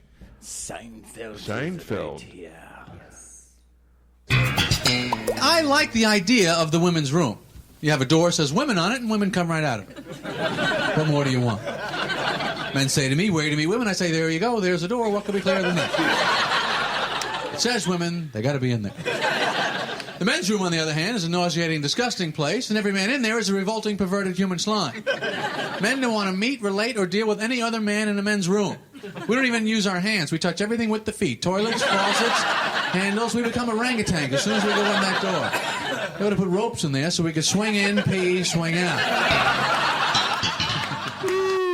I mean, the humor that he's got is just amazing. Him and Larry David just have humor that you can use in any age. It's humor that you can use in any age. That was pretty funny too, actually. Well, I'm giving you a lot of stuff to do, and you got your payroll to do and all that stuff. So, as long as you're writing me a check, I don't care. I'll be nice. That. See, he's inquiring. He knows things. Well, I see you writing a check over there. Yeah. And I'm one of the guys you write a check to, so Friday. I'm just doing a deduction here, since other people that work here aren't here. Do you want me to hand this over to you? No, this is not right. I got alligator arms. I can't reach over there. Okay, here you go, Lisa. I'm coming over the console now. Oh, now he's coming over the console. Let's go. All right. Anyway, did you actually give her the check? I'll never see that. Oh. All right. That's terrible. That's just wrong. That's a good one, too. It's a good one. Oh, my God. You should be happy. Don't I even get lunch money out of that, or what? Golly. All right. So we're back on the show, and I got a few extras. If you want to call the show, we will interrupt these to talk to you, or wait to the end of it. But I want to take your calls. Call 573-364-4433. Get it off your chest, and here we go. If anything, our top colleges and universities are encouraging this to happen. And you can see it by the way they recruit. Chinese grad students fill our research labs. This makes college administrators much richer, but it also allows the Chinese government easy access to critical information, some of it that directly bears on our national security. American academics have made it clear whose side they're on. Last November, officials at the University of Missouri, Kansas City removed an artistic display supporting protesters in Hong Kong because Chinese students complained. According to the New Republic, Columbia University's Global Center in Beijing canceled talks because they might upset Chinese officials. They're squelching free speech at the direction of communist China. And that's common in the business world. Disney changed its Tibetan character in one of its movies into a European woman because acknowledging Tibet's existence would anger their masters in China. They should be ashamed. Not surprisingly, Bloomberg has both kowtowed to the Chinese and gotten rich from the Chinese. He's not embarrassed by it. In 2014, Bloomberg explained that actually China's unelected leader isn't really a dictator. The Communist Party wants to stay in power in China, and they listen to the public. When the public says, I can't breathe the air, Xi Jinping is not a dictator. He has to satisfy his constituents, or he's not going to survive. He's not a dictator? No, he has to. He has a constituency to answer to. So the Chinese dictator is not a dictator. It makes you wonder how Michael Bloomberg would govern as president, or maybe it explains how he'd govern as president. There you go. That's Tucker Carlson. These guys, Tucker's pretty smart. I don't use him all the time. Sean Hannity's very smart. But usually there's a lot of these people that are very... Maria Bartiromo is probably the best. I get more news out of her Sunday show for Friday than about any of these people, and it still seems fresh all the time. And I unabashedly use these clips because I want to make sure people know not everybody watches the media like I do. I understand that. And I want to collect all these stories during the week. And at the end, when I'm really prepping the show hard on Wednesday and Thursday, and even Friday mornings, I want to have the best, most current stories out for you guys to disseminate and to call and talk about. And also I want to use this news to ask about stuff from really smart people that are talking to me via interviews on the show. So call the show, 573-364-4433. Get it off your chest. Can we do 3 and 4, please? Okay, give me just a second. I have your Amazon lady. Oh, yeah, let's do that first. Let's do the Amazon deal first. That's fine. Yeah, I don't want to... Starting this year, Toyota and Lexus luxury models will come with Amazon Alexa. Alexa, turn on the AC. Turning on AC. Finally, a virtual assistant to help you navigate. Alexa, where's the nearest gas station? Nearest gas station in 1.5 miles. And to help maintain your vehicle. Alexa, order more brake pads. Ordering new brake pads. Although maybe if you didn't stop so close to the car in front of you. I left plenty of room. You drive too aggressively. If you were just quiet for 2 seconds, 2 seconds. She'll talk to you literally the entire time you're driving. I think you should have turned back there. I know where I'm going! Hi. You know why I pulled you over? No, officer, Because we were driving 72 miles per hour in a 45-mile-per-hour zone. Anything else I should know? 2 miles back, we rolled through a stop sign without coming to a complete stop. Also, there are illegal fireworks in the trunk. Sir, I'm going to need you to step out of the car, please. Amazon Alexa. You'll never get away from it. I think Lisa was the model for this. Go ahead. I'm sorry. I know we were going to go straight into that. Go ahead, man. Okay. Sorry, I screwed up. That was my screw up. Bloomberg's company has enormous investments in the country, and that has influenced how Bloomberg News reports on China. In 2013, for example, Bloomberg News was accused of killing stories that would have revealed corruption by family members of the Chinese dictator. And yes, he is a dictator. Ben Richardson, Bloomberg's Asia editor, later said he'd been told directly by leaders at his company that covering the Chinese Politburo was off limits. That's like telling a Washington bureau chief you can't cover Congress because you might insult them. That's Michael Bloomberg's position. Just today, former Bloomberg reporter Lita Hong Fincher wrote in The Intercept about how Bloomberg's lawyers threatened to destroy her life if she wouldn't sign a non-disclosure agreement about the company's censorship practices. You actually questioned John Brennan, and John Brennan told you straight out the dossier had nothing to do with the FISA process. We now know that was one of the single things they used, the dossier, to actually get those FISA warrants. But I also want to show this counter-intel activity timeline that we have put together here. And it shows that General Flynn was paid to speak in Moscow in December of 2015. And George Papadopoulos was invited to a conference in Rome in March of 16. And then Mifsud, Joseph Mifsud, told Papadopoulos in April of 2016 that Russia had Hillary Clinton emails. The list goes on, April, May, all the way up to July 31st when the actual counterintelligence probe started, according to the FBI. So what about all this other stuff happening at the end of 15 and early 16? Yeah, the end of 15. Think about this. This is when it started. 4 years ago? Yeah, it was 4 years ago, actually. More than 4 years ago. Right. Wait a minute. That'd be 5 years, wouldn't it? It was 2020. That's 5 years. The end of 15. The end of it, yeah. The end of 15 going into 16. We're at 20, so yeah, okay. 4.2 months. All right. Actually, 1 month and 21 days. Thank you so much for that analysis. Wow. What a genius. Okay. Anyways, we're coming towards the end. Do we have a little music to play, like the ending song? Or? We do. Okay, we do that, and just give me enough. I kind of like that. Kind of puts it it's like a book. You open it with a song, and you close it with the same song. It's like a cover is always the same, isn't it? You might have stuff on one side. Here's the title of the book, and the back of the book, well, it has all the people. In fact, while I'm doing that, let me thank a few people out there. That's the way I can finish this show, because I haven't remembered to do that in a couple weeks. Thank you, people. Gary, Liz, Nana, Mindy, Dallas, Irish Eileen, Chad, Jeff, Pia, Ed's Girl, Elena, Brexit, London, Lorana, Killebrew, Linda, Bama Jeans, Bama Perry, Candy, Kathy, Dan, Bama Girl, Juhadi. All right, I tell you what, we're gonna. I gotta end it there. Sorry, but I can't get all of you in there. But you have a great weekend, and I'll see you, and I'll be back with another edition of